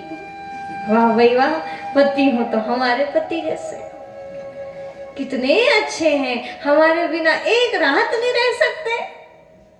अभी की रत्नावलियां तो बड़ी ही ऐसी ही खुश होती, लेकिन वो रत्नावली ऐसी नहीं थी। रत्नावली कहती है आप चढ़े यहां कैसे? तो बोले वो रस्सी लटक रही थी ना। ये रस्सी? उजाला लेकर गई, चिराग लेकर गई, कहां की कोई रस्सी लटकती, मोटा सा सांप लटका रहा था। और उसको पकड़ के देखो, कहते ना प्रेम में अंधे हो जाते हैं, सही बात है। कुछ नहीं दिखता, पहुंचना है, सांप भी रस्सी दिख रहा है। इतना प्रेम, इतना मोह आए कैसे? बोले वो नाव थी वहां, उस पे चढ़ के आ गया। उसे पता था कि वहां कोई नाव रात को रहती नहीं है। इतना तूफान, इतना पानी, बाढ़ बढ़ा है कि सबने अपनी नाव जो है अपने उधर पे हटा लिए हैं, जो भी हैं खेवैया उन लोगों ने। वहां कोई नाव नहीं है, पता था रत्नावली को। बोले ये कैसे? बाद में पता पड़ा वहां तो एक लाश तैर रही थी। लाश को नाव बनाकर बैठ के आ गए। हो सकता है, कोई असंभव नहीं है। प्रेम में अंधे थे ना। और सुनिए, अब ये पहुंच गए हैं, और रत्नावली को जब ऐसे सारी बातें घूम फिर के पूरी पता पड़ती हैं, समझ गई वो तुरंत दिमाग लगा के, और कहती है धिक्कार है तुम्हारे ऐसे प्रेम को। तुम इतने आसक्त, जो तुम्हें अपनी जान की भी परवाह नहीं, तुम मेरे प्यार में अंधे होके ऐसे आ गए। तुम्हें इतनी डर नहीं लगा? वो कहते नहीं, मैं तुम्हारे बिना तो रह नहीं सकता। वो कहते धिक्कार देती है। जब अपनों से बहुत अपेक्षा हो ना, और अपने उस चीज को स्वीकार ना करे ना, तो फिर दिल में थोड़ी ढंग से लग जाती है। और रत्नावली ने उस समय शब्द भेदी बाण चलाया था, और वो शब्द भेदी बाण जब पड़ा था ना इधर जहान में, तब जाकर के तुलसीदास जी तुलसीदास बने थे। ऐसे नहीं बनी थी उनकी कथा। उनके पीछे रत्नावली का त्याग था, रत्नावली का ईश्वर से प्रेम था। वो अपने पति को केवल अपनी देह तक सीमित करके रखना नहीं चाहती थी, क्योंकि वो विदुषी नारी थी। नारी का फर्ज ये है पति को पतन से दूर करे, पत्नी पतन से हटाने वाली, ना कि आत्मिक पतन में खुद डूबकर पति को लिप्त करने वाली पत्नी नहीं। धर्म पत्नी सनातन धर्म में कहा जाता है। मॉडर्निटी में तो वाइफ चलता है, हस्बैंड चलता है, लेकिन सनातन में क्या कहा जाता है? ये हमारी धर्म पत्नी है। अर्थात जिनके साथ मिलकर हम धर्म करेंगे, आत्मिक उत्थान करेंगे, साथ में सहयोगी बनकर जीवन जिएंगे, लेकिन जीवन को काम वासना में बर्बाद नहीं करेंगे। वो समझदार नारी थी रत्नावली, और उन्होंने कहा शब्द बेदी बाण चलाते हुए, लाज ना आवत आपको, दोहरे आए हो आप, और धिक धिक ऐसे प्रेम को कैसे कहूं मैं नाथ। तुलसीदास जी की वासना, तुलसीदास जी के अंदर का मोह छलनी छलनी हो गया, आत्म जागृति हो गई। ऐसा बाण पड़ा था। हाड़ मांस की देह ममता में ऐसी प्रीत, ऐसी सो सुत राम से होत ना भव भय भीत। इतनी प्रीति यदि तुम राम से कर लेते ना, तुम्हारा जीवन बदल जाता। जितना प्रेम मुझसे है, मेरी देह से है, इतनी आसक्ति उससे करना।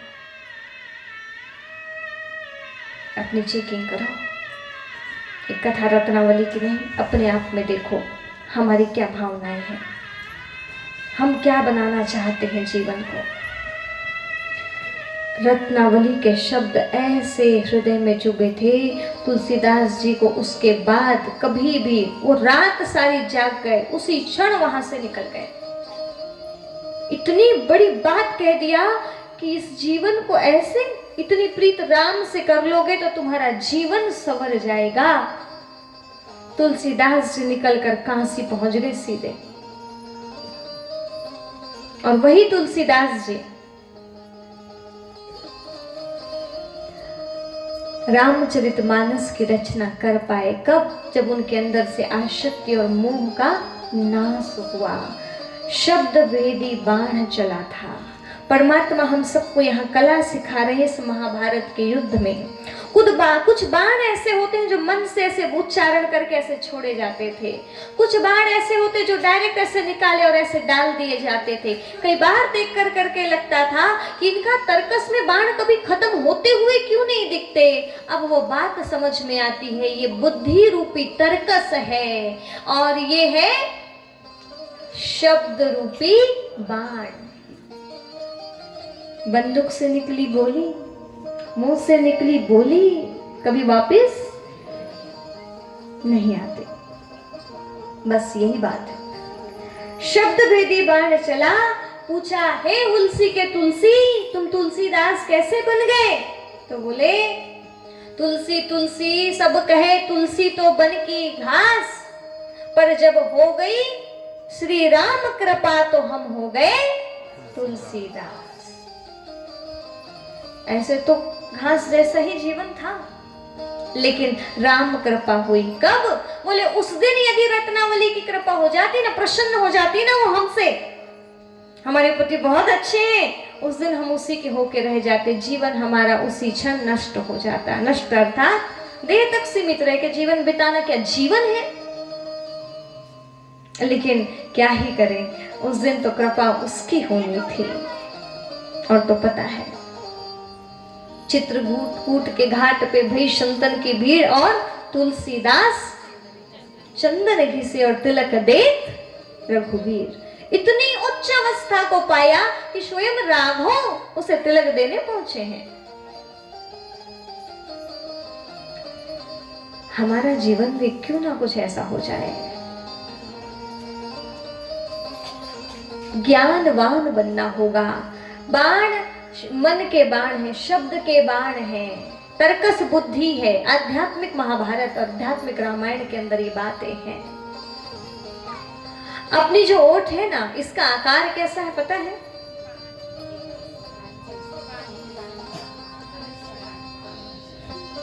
ऐसे ना, अब ऐसे धनुष को ऐसे करना पड़ता है तब जाकर के बाण ऐसे छूटता है। मुंह को भी ऐसे खोलना पड़ता है। ये ओष्ठ जो है ना, ये धनुष की तरह है ना? धनुष को देखा है? देखा तो होगा। ओष्ठ देखा है अपनी? आईने में तो देखा होगा, रहता है ना ऐसा। तो ये है धनुष।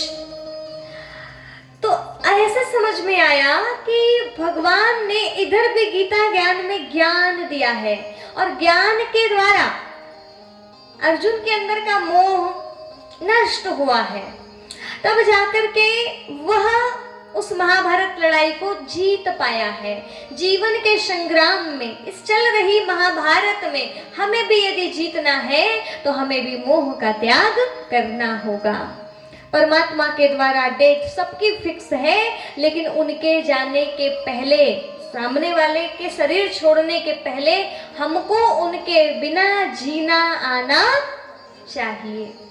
जिनको हमें परमानेंट छोड़ना है, क्या हमें उनसे दूर रहने के लिए थोड़ी थोड़ी अभी से व्यवस्था करना पड़ेगा या नहीं?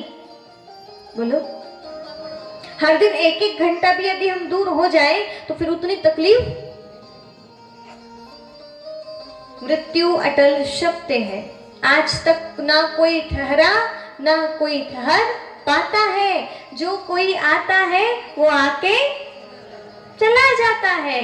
तो आप बताइए कितना आवश्यक ये विषय है। आत्मा का बोध होना कितना जरूरी है, क्योंकि हम सब आत्माएं हैं और हम एक दिन शरीर छोड़ के चली जाती हैं। ये क्या है?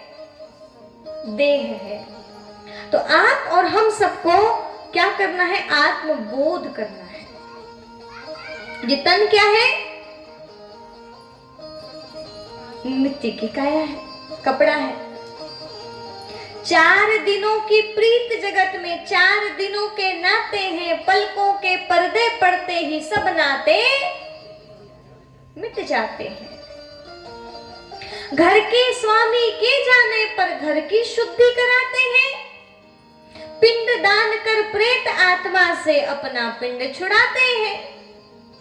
जिनकी चिंता में तू जलता वो ही तेरी चिता जलाते हैं, और जिन पर रक्त बहाया जल समवे ही तेरी राख को जल में बहा देते हैं। 4 दिनों की प्रीत जगत में 4 दिनों के नाते हैं, पलकों के पर्दे पड़ते ही सब नाते। कहाँ गई बेटी, कहाँ गया बेटा, कहाँ गए पति, कहाँ गई पत्नी, पता ही नहीं, गए बाय बाय टाटा भी नहीं किया, निकल गए। जब समय आया तो बता के जाते हैं क्या? आते हैं करके निकले थे घर से, पर वापस शरीर आता है वापस, है ना? सही बात। आत्मा निकल गई ना तो फिर नाम भी नहीं लेते। हॉस्पिटल में एडमिट करते हैं तो फलानी जी एडमिट हैं, उनका ध्यान रखना। लेकिन जब आत्मा निकल गई तो डॉक्टर आके कहता है सॉरी, डेड बॉडी को बाहर लेके आओ। और घर के लोग भी कहते हैं डेड बॉडी आ रही है, ऐसे बोलते हैं, डेड बॉडी आ रही है। तो मृत्यु अटल सत्य, और किस किस को मरने से डर लगता है बताना? किस किस को मौत से डर लगता है? नहीं लगता? हाँ लगता है। अभी कई को बोलूं तो अभी हाथ खड़े कर देंगे। मृत्यु है ड्रेस और ड्रेस का बदलना। कबीरदास जी कहते हैं जग जिसे मरना कहे मेरो मन आनंद। जग जिसे मरना कहे और डरते हैं, और उसको सुनकर के मेरा मन आनंदित होता है। कब मरी हूं, कब पाई हूं पूर्ण परमानंद, कब मैं ये शरीर छूटूं और कब उस परमात्मा के करीब जाके मिल लूं। अभी तो ऐसे दिल में मिला ही हूं, उस जैसा उसके साथ घूमने वाला कब हो जाऊं। और प्रसन्न हो रहे हैं। लेकिन सांसारिक इंसान काफी रोता है, परेशान होता है, बिलखता है। संसार ऐसे लगता है जैसे उजड़ गया। जब इससे बहुत ज्यादा मोह है और वो शरीर छोड़ते हैं तो क्या घटना घटती है पता तो है। अब आप कहोगे क्या भागवत में ये मृत्यु की कथा पर ये सच्चाई है, और यहाँ पे यदि इन शाश्वत बातों पे चर्चा नहीं की जाएगी तो और कहाँ करेंगे? यहाँ पे आपको नृत्य करा दे, गाना गवा दे, इतने तक सीमित नहीं रखना चाहते हम। सत्यता से आपको रूबरू करना चाहते हैं। जो सच है उसके लिए अपने आप को तैयार कर लीजिए। कहीं भी जाते हैं तो हम तैयारी करके रखते हैं। अभी गर्मी का टाइम चल रहा है, सबको पता है, अपने अपने घर में पंखा कूलर की व्यवस्था कर ली जाती है। ठंड के समय में सब अपने अंदर से सूटकेस से कहे गर्म कपड़े निकाल लेते हैं। समय के अनुसार व्यवस्थाएं कर ली जाती हैं। थोड़ा तो सोचो, मृत्यु सबकी आनी है, उसके लिए क्या व्यवस्था किया है? मृत्यु का सामान तैयार करके रखा है। अब मृत्यु का सामान मतलब आप ये मत सोचना कि आपको बोला जा रहा है कि आप कफन तैयार कर लीजिए, वो तो अपने आप आपके पास आ जाएगा। मृत्यु की तैयारी मतलब आप उसके लिए अपने आप को तैयार रखें। जब भी जाएं तो भैया अपन हंसते हंसते जाएं, रोना हमको। मृत्यु बहुत पीड़ादायी होती है। मृत्यु के समय में जीवन में किए गए हर कर्म की रिकॉर्डिंग खुलती है। हर कर्म की क्या खुलती है? ये तन हमारा नष्ट होगा ना, उसके पहले पूरी रिकॉर्डिंग खुलेगी, एक एक दृश्य दिखेगा, फिर आपको बहुत पीड़ा होगी। इसीलिए अभी से श्रेष्ठ कर्म किए जाएं और अपने आप को मृत्यु के लिए तैयार कर लिया जाए कि अब कुछ भी हो जाए हमको डर नहीं है। डर है किसी को? चलो 2 मिनट ना सब अपनी तैयारी करते हैं, आत्मबोध करते हैं थोड़ी देर। फिर आगे का अपना शुरू करते हैं। सभी एकदम ध्यान की अवस्था में बैठो और आत्मा हम हैं इसको फील करेंगे। फिर एक बहुत अच्छी बात आपको बताएंगे। इस तन को महसूस करिए कि ये मिट्टी का तन है, एक वस्त्र है। जिस तरह हम कपड़ों को बदलकर दूसरे वस्त्र पहनते हैं, ठीक वैसे ही मैं आत्मा देह रूपी वस्त्र को बदलकर नवीन वस्त्र धारण करती हूँ।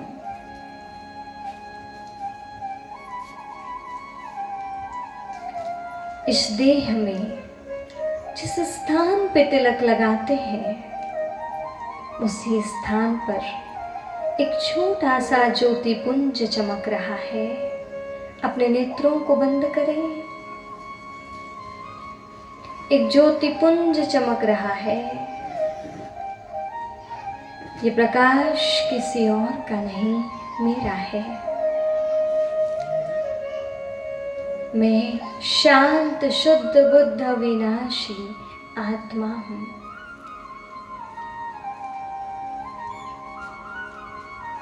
ईश्वर की संतान हूँ।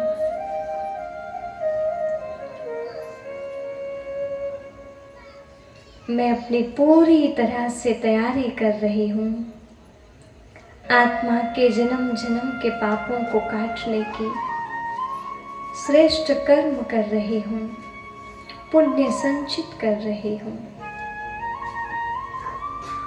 ये तन रूपी कपड़े को मुझे खूब नहीं मांझना है, मुझे आत्मा की सफाई पे ध्यान देना है। मैं आत्मा अविनाशी प्रकाश पुंज देह के मालिक, जिस तरह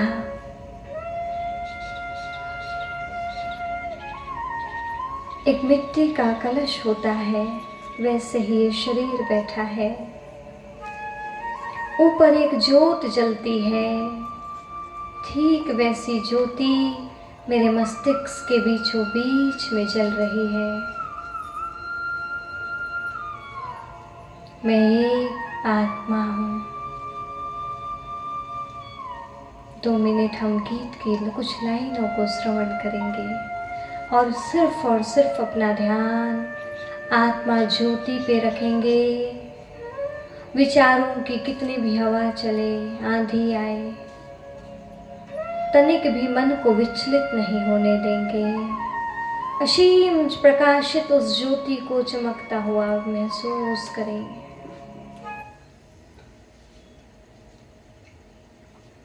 मैं एक आत्मा हूँ, ज्योति हूँ, प्रकाशवान हूँ, सनातन हूँ, सत्य हूँ।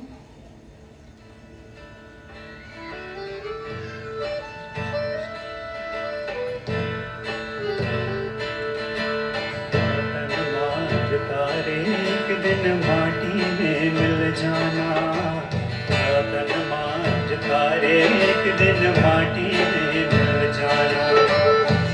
तन मांझ तारे एक दिन माटी में मिल जाना।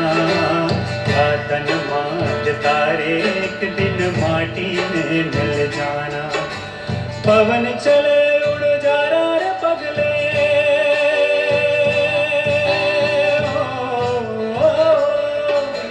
पवन चले उड़ जाना रे पगले। समय चूक पछताना, समय चूक पछताना।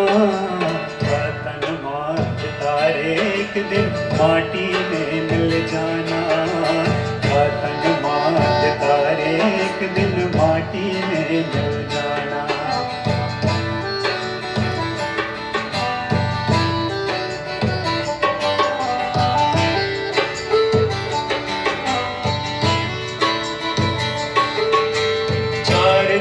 मिल गढ़ी बनाई चढ़ा काठ की डोली। 4 जना मिल गढ़ी बनाई चढ़ा काठ की डोली।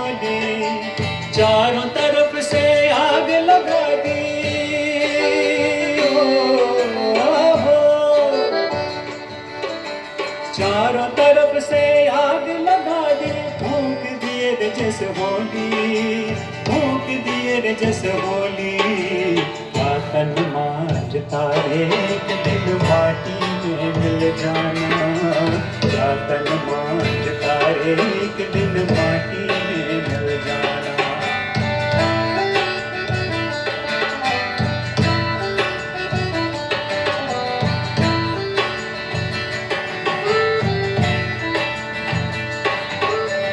हाड़ जले जैसे बन की लकड़ियां, केस जले जैसे घासा, कंचन जैसे काया जल गई।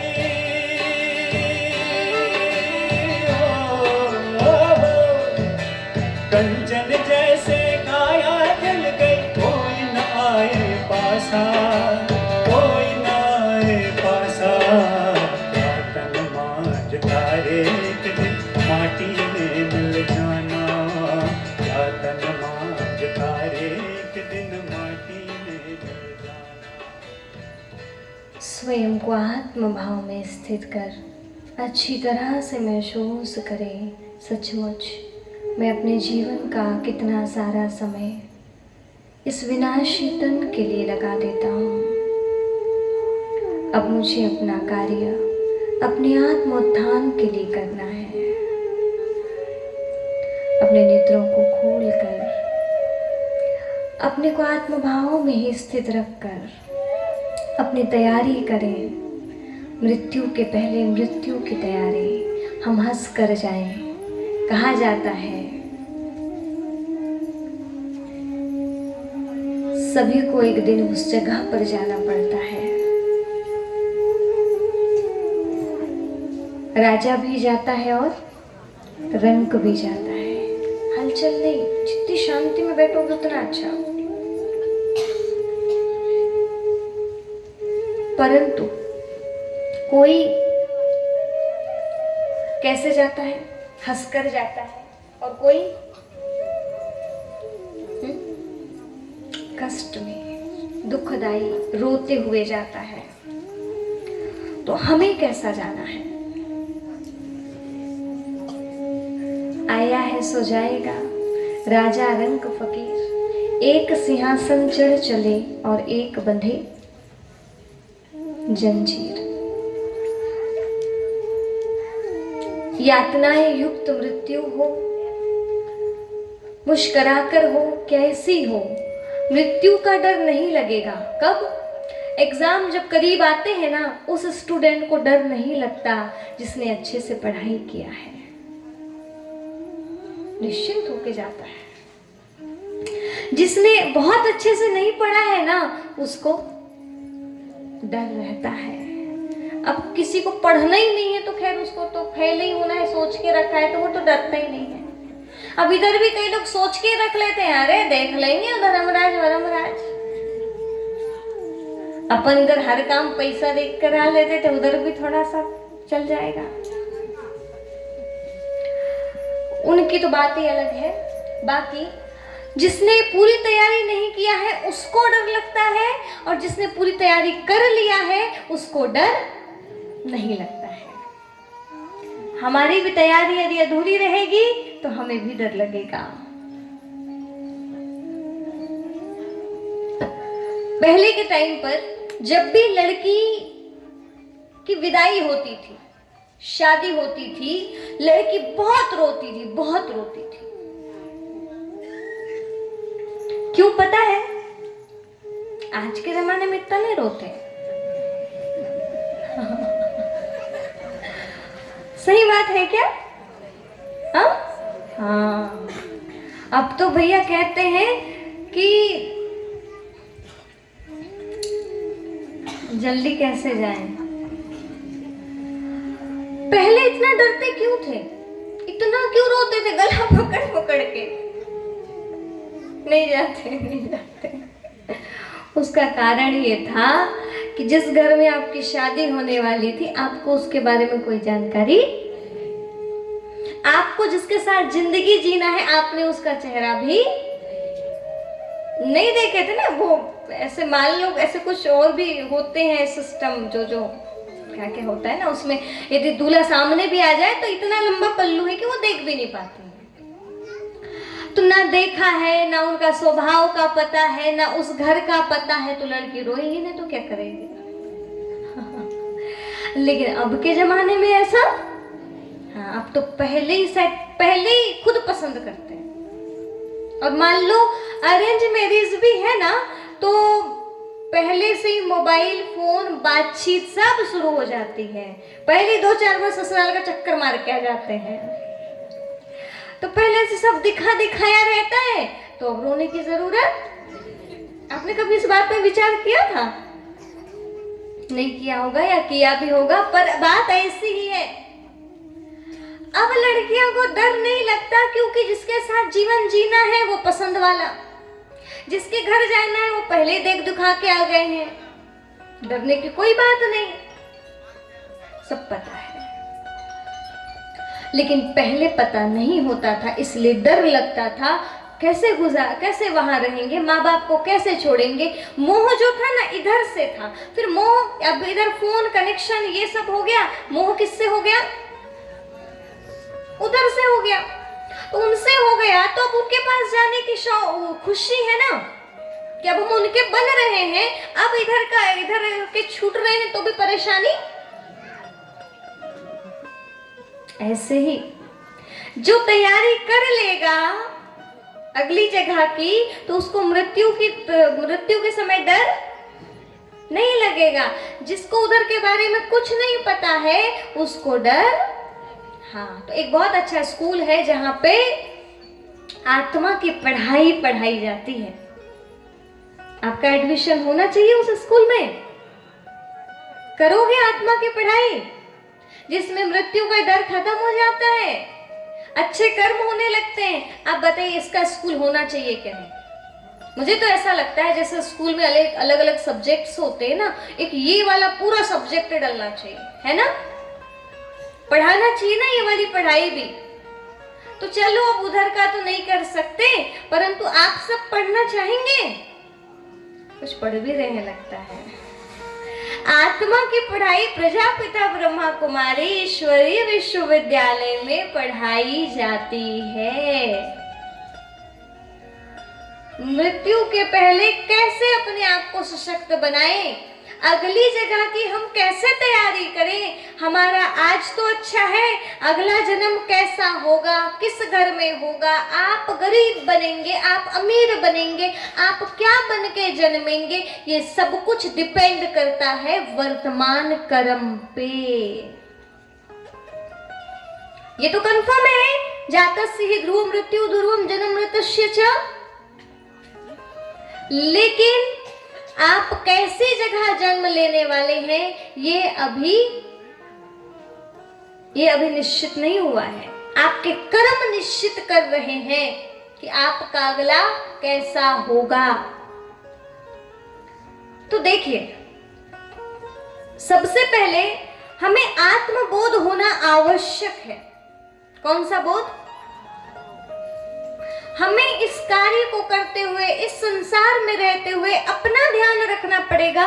मेरा आत्मा रूपी दिया बुझना नहीं चाहिए। और उसी के लिए ये सारे भक्ति में सिस्टम किए जाते हैं। कर्म कांडों की व्यवस्था है, नहीं तो बिना कर्म कांड के भी इस लेवल तक पहुंचा जा सकता था, परंतु कहीं हम उतनी ऊंचाई तक ना पहुंचे, कम से कम इन प्रतीकों के द्वारा याद रख सके, इसलिए ये सिस्टम है। कोई भी अच्छा कार्य होगा, दीपक जलेगा, ये ज्योति जल रही है, ये कलश रखे जाएंगे, इनमें नारियल रखा जाएगा। अब थोड़ा समय आपको ये बता देती हूँ, ये इसका प्रतीक है, इसका प्रतीक है। थोड़ी देर और है ना, समझने की बात है। ये जो हमारा शरीर है ये बैठा है। आप इस कलश को देखिए, ये जो है ना प्रतीक है हमारे बैठे हुए देह का, ठीक है।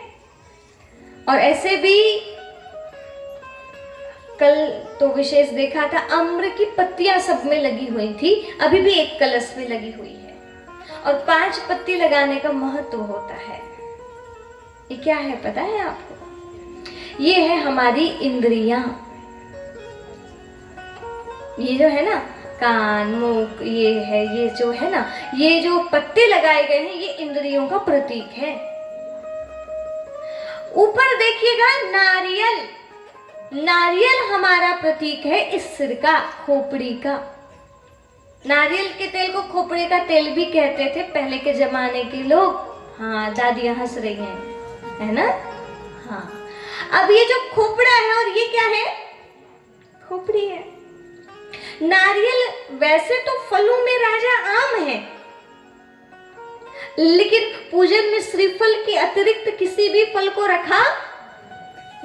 और जब भी कोई परेशानी वगैरह आती है तो हम फट से जाते हैं पंडित जी के पास में नारियल लेके, और पंडित जी कहते हैं फलानी जगह जाके आप नारियल चढ़ा दो, नारियल फोड़ दो, सारी समस्याएं।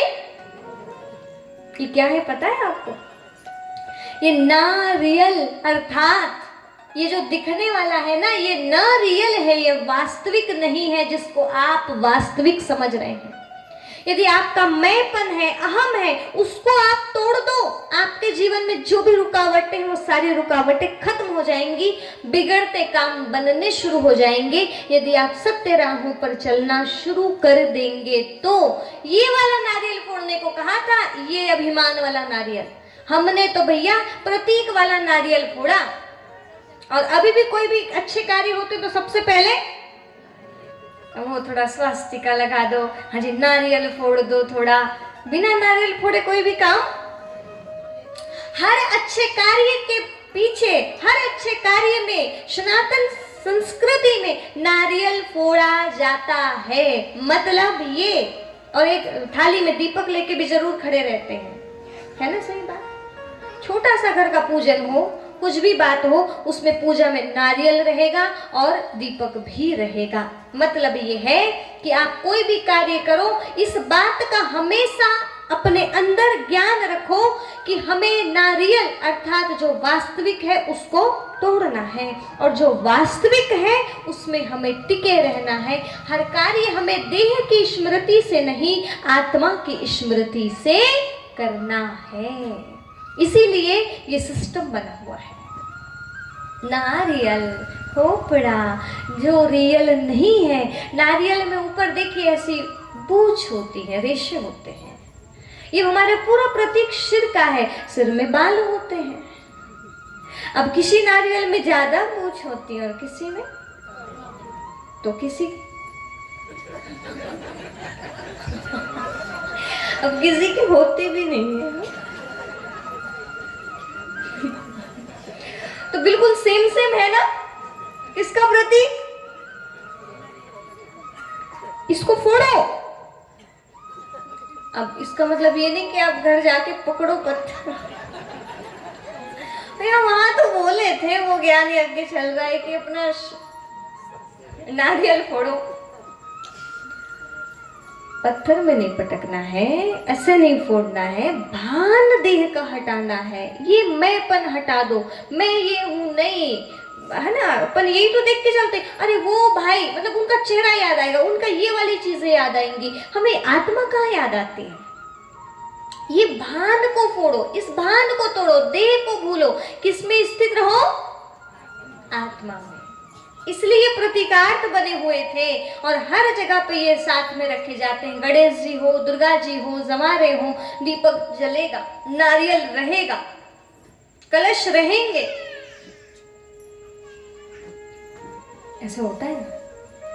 अब कोई नारियल में धागे लगा देते हैं, कोई कलश में भी उसके गले में ऐसे धागे पहना देते हैं, जैसे गले में धागा पहनते हैं ना, कई लोग बाल में लगाते हैं, वही उसी के प्रतीक रूप में ये सारा सिस्टम किया जाता है।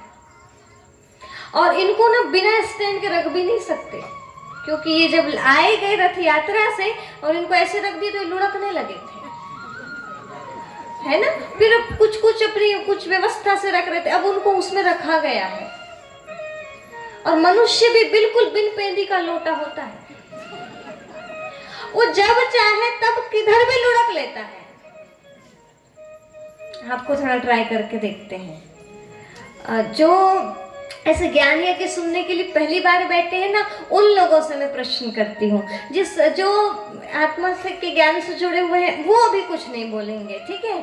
थोड़ा सा टेस्ट करते हैं। आप लोग लुढ़कने वाले हो कि फिर स्थित रहने वाले हो? टेस्ट ले लें आप सबका, थोड़ा परीक्षा। एक बात बताइए, देखने का कार्य किसका है? पीछे से आवाज आनी चाहिए। देखता कौन है? जोर से। सुनने का कार्य किसका है? आंख का? कान? अच्छा, मैं ही कम सुन रही हूँ क्या? देखने का काम, सुनने का काम, मुंह बोलने का कार्य। तो क्या आपको पता नहीं है? तो क्या आपको मैं ABCD पढ़ा रही हूँ? पता है, मैं क्यों पूछ रही हूँ?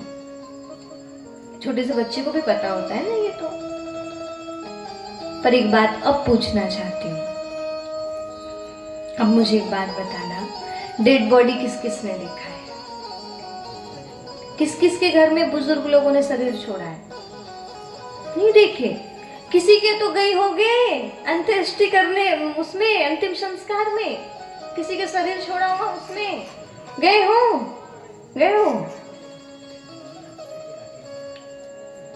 उस डेड बॉडी में आंख रहती है कि नहीं? कान रहते हैं कि नहीं? मुंह रहता है कि नहीं? अब मैं पूछती हूँ, देखने का काम किसका? कई कई डेड बॉडीज की आंखें खुली रहती है। यदि प्राण यहाँ से निकले ना और उसी समय बंद नहीं किया गया, प्राण निकलने के अलग अलग स्थान होते हैं। यदि प्राण यहाँ से निकला है आत्मा और ये बंद नहीं किया गया तो वे आंखें खुली रह जाती हैं, फिर वो ऐसे देखते रह जाते हैं। लेकिन उन आंखों को दिखाई देता है? नहीं दिखता। मुंह रहता है कि नहीं? मुंह बोलता है? कान सुनते हैं? कौन था सुनने वाला? कौन था देखने वाला? कौन था बोलने वाला? बोलो। अब फिर से पूछती हूँ, देखने का काम किसका? सुनने का काम किसका? जोर से, जोर से। थोड़ी देर पहले क्या कह रहे थे? लुढ़के ना हो ना बिना पहनने वाले? हाँ, वही तो टेस्ट कर रही थी मैं, हो क्या नहीं। मतलब ये रखे हैं तो ये सही है या गलत है, देखना पड़ता है ना। तो ऐसे ही है, हमारी मान्यताएं समय के अनुसार और समझ के अनुसार परिवर्तित होते रहती हैं। तो अब इस परिवर्तन के काल में अपने हर सिस्टम को परिवर्तित कर लो, क्योंकि अब हमें आत्मभाव में टिक करके हर कार्य करना है। देह अपने आप को समझना नहीं है। हम कौन है? आत्मा है। किसकी संतान है? कहाँ रहती है ये देह? तिलक क्यों लगाते हैं सनातन संस्कृति में? दूसरे धर्मों में देखा तिलक वाले लोगों को आपने? क्यों लगाते हैं? इसीलिए ये ना ऋषि मुनियों को पता था, ये जो स्थान है आज्ञा चक्र, यहाँ पर आत्मा स्थित है। कम से कम इसको लगाते लगाते थोड़ा याद आ जाए कि हम देह नहीं, एक आत्मा है। पर अब क्या हो गया? अब वो लगाना बच गया और वो उसके पीछे का भाव भूल गए। पीछे का भाव खत्म हो गया कि हम एक आत्मा है। तो आत्मा इस स्थान पर स्थित है, इसीलिए यहाँ तिलक लगाया जाता है। जब भी कुछ सोचना होता है तो सोचने समझने वाली शक्ति वो यहाँ पे स्थित है, इसलिए हम इधर क्लिक करते हैं। कभी घुटने पे हाथ रख के नहीं सोचते क्या किया जाए, इधर दिमाग लगाते, ऐसे इधर क्लिक करते हैं, क्योंकि सोचने समझने वाली शक्ति आत्मा यहाँ पर स्थित है। तो हम आत्मा, आप भी आत्मा, सब आत्मा, आत्मा आत्मा भाई भाई। तो इस भाव से आज से अपने घर के सदस्यों को देखना शुरू करना। देह के रूप में स्त्री है, देह के रूप में पुरुष है, लेकिन क्या है हम भी आत्मा, तुम भी आत्मा, आपस में भाई भाई, आपस में भाई भाई। छोटी बच्ची है घर में, वो भी कौन है? बच्चा है, वो भी कौन है? और आत्मा आत्मा, भाई भाई, एक पिता की सब संतानें। तो ये जो है ना, कभी भी ये मत देखना ये छोटे हैं, शरीर छोटा है, पर आत्मा के संस्कार तो कई कई जन्म से आती हैं आत्माएं, अपने अपने संस्कार लेके आती हैं। हर कोई एक समझदार, हर किसी में समझ होती है, हर किसी में अवगुण भी हो गए हैं कलयुग में, तो ये संस्कार भी आ गए हैं। तो हम सबको अब अपनी तैयारी करनी है आत्म भाव में स्थित होने की। आपको एक छोटी सी बात को बताते हुए आज के सत्र को अपन पूर्ण करते हैं, क्योंकि समय भी पूरा होते जा रहा है और आप सबको भी कल सुबह 6 बजे आना है यहाँ पे ना। जो आए थे उन्होंने कितने आनंद के साथ बड़ी सुंदर एक्सरसाइज किया। मैं बूढ़ी माताओं को कह रही थी मत करो मत करो, पर कहाँ, वो तो अपने आप को बच्चे समझ रहे थे, मुझसे ज्यादा तो वो उछल रहे थे। कुछ भाई भी थे, और जिसको अपने स्वास्थ्य को ठीक रखना है ना, तो सुबह 6 बजे यहाँ पहुंच जाने का। इसलिए रात को आपको, क्योंकि ज्ञान जो है ना समझने का ज्यादा है, सुन लेना बहुत ज्यादा बहुत अच्छी बात नहीं है। कैपेसिटी के अनुसार ही खाओ तो ज्यादा अच्छा है, ज्यादा खा लो तो हाँ। तो आत्मा के हिसाब से ज्ञान डोज वैसे हो गया है, पर अंततः और थोड़ी सी बातों को क्लियर करते हैं। कहा जाता है कोई जाए काशी कोई जाए मथुरा, पर आत्म ज्ञान के बिना खाए दर दर। कोई जाए काशी कोई जाए मक्का, आत्म ज्ञान के बिना खाए दर दर धक्का। जब तक आत्मा नहीं तब तक आपको ठिकाना मिलने वाला नहीं है। आप पूरे तीर्थ कर लो। फिर कहते हैं पत्ते पत्ते सींचने से फूल कभी खिलता नहीं, और बगैर आत्मज्ञान लिए परमात्मा भी मिलता नहीं। तो यदि पाना हो हमें परमात्मा को, तो पहले आत्मज्ञान जरूरी है ना। तो आज अपन ने पाया है आत्मा का ज्ञान। नैनम छिन्दन्ति शस्त्राणि नैनम दहति पावकः, वासान से जीर्णानि यथा विहाय नवानि गृह्णाति नरोपराणि, तथा शरीराणि विहाय जीर्णानि यानि शय्याति नवानि देहि। वस्त्र भी कपड़ा, देह भी कपड़ा, देह के दीप में प्राणों की ज्योति काल जलाए और काल बुझाए। ये अपने हाथ में नहीं है कब आपका इधर से इस घर से बाय बाय होने वाली है, परंतु हाँ आपके हाथ में है इस बीच में चल रहे इस जीवन के पन्ने को आपको कैसे लिखना है। एक थे राजा जनक, आत्मज्ञानी तत्वदर्शी संत हुए। ऐसे वो महान जो है गृहस्थी थे, लेकिन संतों के भी संत हुए। कौन? राजा जनक। उनके जीवन की एक प्यारी सी कहानी, उसके बाद आप सबकी छुट्टी। इसको समझना जरूरी है, इसलिए बता देते हैं। राजा जनक जी सोए थे, स्वप्न देख रहे थे। स्वप्न तो आप लोगों ने भी देखा होगा, और स्वप्न में उन्होंने बड़ा ही अद्भुत स्वप्न देखा। क्या देखा? सपने में पड़ोसी राजा ने आक्रमण किया है, और जब पड़ोसी राजा ने आक्रमण किया तो ये हार गए, इनका राज्य गया, और ये भागे जा रहे हैं अपनी जान बचाने के लिए। इनको बहुत भूख लगी, जंगल में पहुंच गए। वहां एक कुटिया थी, किसी से मांगा तो एक माता थी बूढ़ी, उसके पास भी कुछ नहीं था, शरीर से भी नहीं बनता था। उन्होंने बोला कच्चा अनाज रखा है, चाहो तो बना लो। मेहनत करके अन्न पकाया और पत्ते में लेकर के बस खाने ही वाले हैं, उतने में ही 2 बैल लड़ते लड़ते आए ऐसे जानवर, और पूरा वहां पे धूल मिट्टी एक मिला दिया। भोजन खाने योग्य नहीं बच पाया।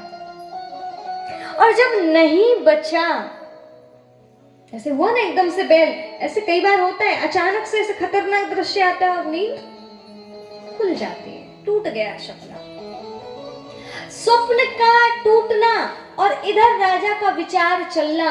हम तो कई स्वप्न आते हैं और कई देखते हैं, रात में कहीं के 10 स्वप्न बीत जाते हैं, और कभी हम सोचते नहीं कि वो सही है कि ये सही है। और राजा जनक की खासियत ये रही कि राजा जनक ने सोचा, मैं जो दृश्य देख रहा था वो सत्यता है क्या? मेरी जो आंखें खुली, मैं अपने आप को महल में देख रहा हूं, क्या ये सत्यता है? क्या है सत्यता? महासभा लगवाई, महापुरुषों को बुलवाया, एक से बढ़ के एक महात्मा आए। किसी ने कहा महाराज आप तो स्वप्न देख रहे थे, वो हैं भिखारी बन गए ना, मांगने वाले। कोई कहते महाराज आप भिखारी हैं, कोई कहते नहीं महाराज आप महाराज हैं, कोई कुछ बता रहा है, कोई कुछ बता रहा है, लेकिन राजा जनक को संतुष्टता नहीं मिली। तभी राजा जनक ने कहा इतनी बड़ी सभा है, इतने बड़े विद्वान हैं, क्या कोई भी ऐसा विद्वान नहीं जो मेरे प्रश्न का मुझे उत्तर दे सके? तो राजा जनक के प्रश्न का उत्तर देने के लिए उस बड़ी सभा में अष्टावक्र जी कम आयु के एक युवक जैसे हैं, वो खड़े हो गए, जिनका शरीर अष्ट जगहों से मुड़ा हुआ है। उनके खड़े होते ही सारी सभा जोर जोर से अट्टहास करने लगी, हंसने लगी, और उस दृश्य को देखकर अष्टावक्र जी को भी हंसी आ गई और वो भी हंसने लगे। सभा का पूरा माहौल ही बदल गया। अष्टावक्र भी हंस रहे हैं और महात्मा जन भी हंस रहे हैं। महात्मा जन हंस रहे हैं अष्टावक्र जी के ऊपर और अष्टावक्र जी को हंसी आ रही है। पर क्यों? अब पूरा हंसी का माहौल। राजा जनक का प्रश्न का कोई उत्तर देने वाला नहीं। राजा जनक बोले मैंने यहाँ तुमको हंसी करने के लिए नहीं बुलाया, मेरे प्रश्न का उत्तर दो। अष्टावक्र जी को बोला आप देना चाहते हैं तो बताइए, लेकिन मुझे एक बात समझ में नहीं आ रही है, ये लोग जो हंस रहे हैं इनके हंसने का कारण मैं समझ गया, क्योंकि तुम्हारी देह ऐसी है इसलिए तुमको देखकर हंस रहे। उम्र का कोई ठिकाना नहीं, उम्र है थोड़ी सी और तुम इतने बड़े बड़े विद्वानों के बीच खड़े हुए हो मुझे ज्ञान देने के लिए, इसलिए इनको हंसी आ रही है। पर तुम्हारी हंसी का क्या कारण है? अष्टावक्र जी ने कहा मुझे भी हंसी इसलिए आ रही है, मैं सोच रहा था कि यहाँ महात्माओं की सभा बुलाई गई है, परंतु मुझे तो खड़े होने के बाद पता पड़ा कि यहाँ तो सारे चमारों की सभा बैठी है। सीधे चमार कह दिया, बड़े बड़े संतों महात्माओं को चमार? बोले हाँ, जो चमड़ी को देखता है वो चमार है। चमड़ी का धंधा करने वाला चर्मकार कहलाता है, चमार नहीं कहलाता। लेकिन जो देह को देखे ना, देह की प्रति आसक्ति, देह को सजाना, देह को देखकर बात करना, देह समझना, ये बोले ये चमार है। यदि ये आत्मदर्शी तत्वदर्शी होते तो ये रूह को देखते, ये देह को। तो बोले चलो जो भी है मेरे प्रश्न का उत्तर दो। बोले महाराज देता हूं। देखिए आप जिस समय स्वप्न देख रहे थे कि आप एक भिखारी हैं महाराज, वो देखने वाले आप हैं। आप इस समय देख रहे हैं कि आप एक राजमहल में, राजसभा में बैठे हैं महाराज, देखने वाली शक्ति आप हैं। राजा दशरथ के सिर के ऊपर से निकल गया। बोले मैं वो स्वप्न देखने वाला भी मैं हूँ, ये देखने वाला भी मैं हूँ, तो मैं कौन हूँ? तब अष्टावक्र जी कहते हैं महाराज ना तो आप भिखारी हैं ना तो आप राजा हैं, आप एक आत्मा हैं। और फिर उन्होंने आत्मा का ज्ञान दिया। अष्टावक्र गीता शायद आप किसी ने पढ़ी होगी, नहीं पढ़ी मुझे नहीं पता, पर राजा जनक को उस दिन से सब समझ में आ गया और ऐसी उत्कृष्ट अवस्था उन्होंने बनाई कि इस बड़े बड़े संत उनका दर्शन करने के लिए आते थे। घर गृहस्थ में रहे पर इन्होंने इतनी उच्चता को कैसे प्राप्त कर लिया। राजा जनक ने एक छोटा सा अपना जीवन का उदाहरण दिया, मैंने ऐसी अवस्था कैसे बनाई। एक युवा संत आया, चारों तरफ नाम शान फैल गया। किनका? जनक जी का। आत्मदर्शी वेदेही कहलाने लगे। तो संतों को थोड़ा लगा कि इन्होंने ऐसा क्या किया, देख के आया जाए। वो देखे तो क्या देखा पता है? एक गए, बोले महाराज हम आपका जानना चाहते हैं, आपके जीवन की उत्कृष्टता का कारण। महाराज बोले अभी मैं थोड़ा व्यस्त हूँ, एक काम करो, नया नया महल बना है, दीपक है, वहाँ लाइट की व्यवस्था तो है ही नहीं अभी, जैसे कहाँ की ऐसी लाइट।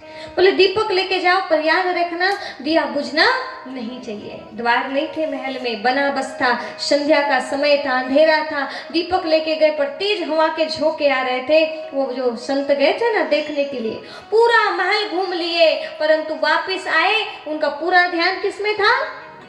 महाराज ने पूछा आ गए? तो बोले हाँ जी आ गए। कैसा लगा महल? बोले क्षमा कीजिएगा मैं महल को उतने अच्छे से अवलोकन नहीं कर पाया। क्यों नहीं कर पाए? बोले मेरा पूरा ध्यान आपने कहा था कि दिया बुझना, महाराज कहते हैं आपके प्रश्न का यही उत्तर है।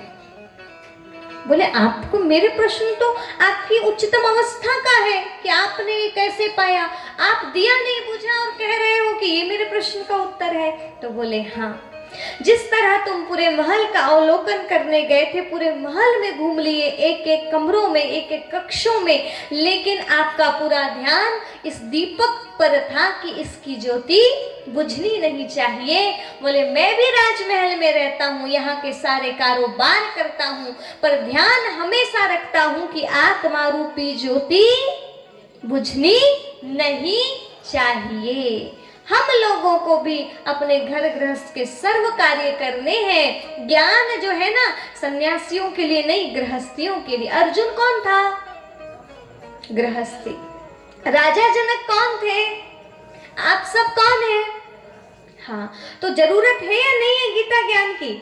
सन्यासी को तो है ही है, वो तो ज्ञान को ले ही रहे हैं, पर इसकी जरूरत गृहस्थियों को तो और ही ज्यादा है, क्योंकि जीवन में प्रकाश चाहिए, उजियारा चाहिए। आत्मा रूपी ज्योति चमकती रहेगी तो परेशानियां नहीं आएंगी। तो अपन सभी को अपनी आत्मा रूपी ज्योति को बुझने नहीं देना है। तो चलिए सभी ध्यानस्थ अवस्था में बैठते हैं और पुनः आत्म ज्योति के तरफ अपने ध्यान को स्थापित करते हैं, और ध्यान स्थापित करके स्वयं को पूरी तरह से एकाग्र करें।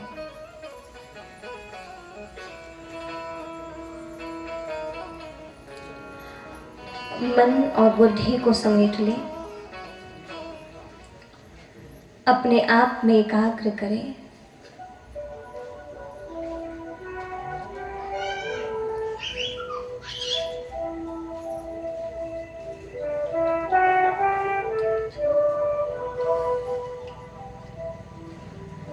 ये देह एक कलश की तरह है।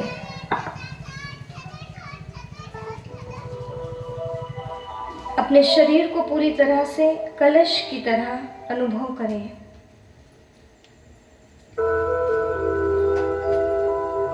जिस तरह कलश में आम के पत्ते रखे जाते हैं, उसी तरह मेरी ये कर्मेंद्रियां हैं।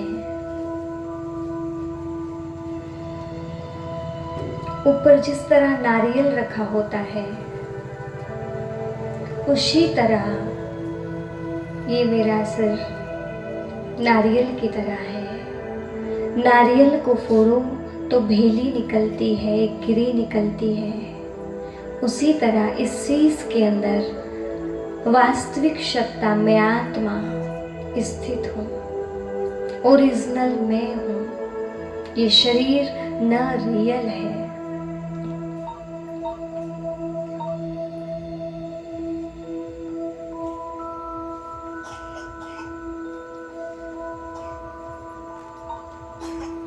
जिस तरह एक कलश में दीप जलता है, ऐसे ही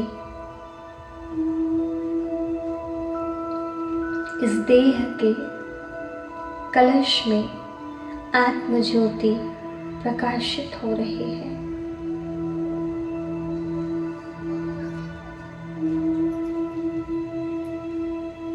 मैं आत्मा प्रकाशमान, मैं अविनाशी इस देह की मालिक हूँ। हाड़ मांस की देह से परे आत्म अनुभव करते ही मुझे जीवन में उच्चता का अनुभव होने लगा है। इसी क्षण में अपने आप को बहुत ही श्रेष्ठ अनुभव कर पा रहा हूँ। मैं एक अविनाशी आत्मा हूँ। पूरी तरह से एकाग्र मस्तिष्क के बीच जागती ज्योति, मैं अविनाशी आत्मा।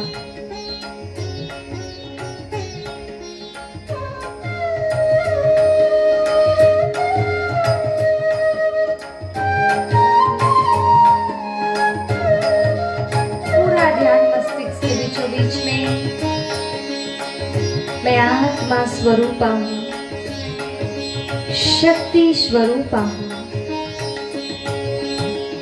आत्मस्वरूपा ज्योतिस्वरूपा आत्मस्वरूपा ज्योतिस्वरूपा आत्मस्वरूपा ज्योतिस्वरूपा आत्मस्वरूपा ज्योतिस्वरूपा आत्मस्वरूपा ज्योतिस्वरूपा आत्मस्वरूपा ज्योतिस्वरूपा आत्मस्वरूपा ज्योतिस्वरूपा आत्मस्वरूपा ज्योतिस्वरूपा आत्मस्वरूपा ज्योतिस्वरूपा आत्मस्वरूपा ज्योतिस्वरूपा ज्योतिस्वरूपा आत्मस्वरूपा। आत्मस्वरूप में स्थित होकर स्वयं को शांत कर लीजिए। मैं आत्मा ईश्वर की संतान आत्मा अविनाशी हूँ। ओम शांति शांति शांति। ओम शांति।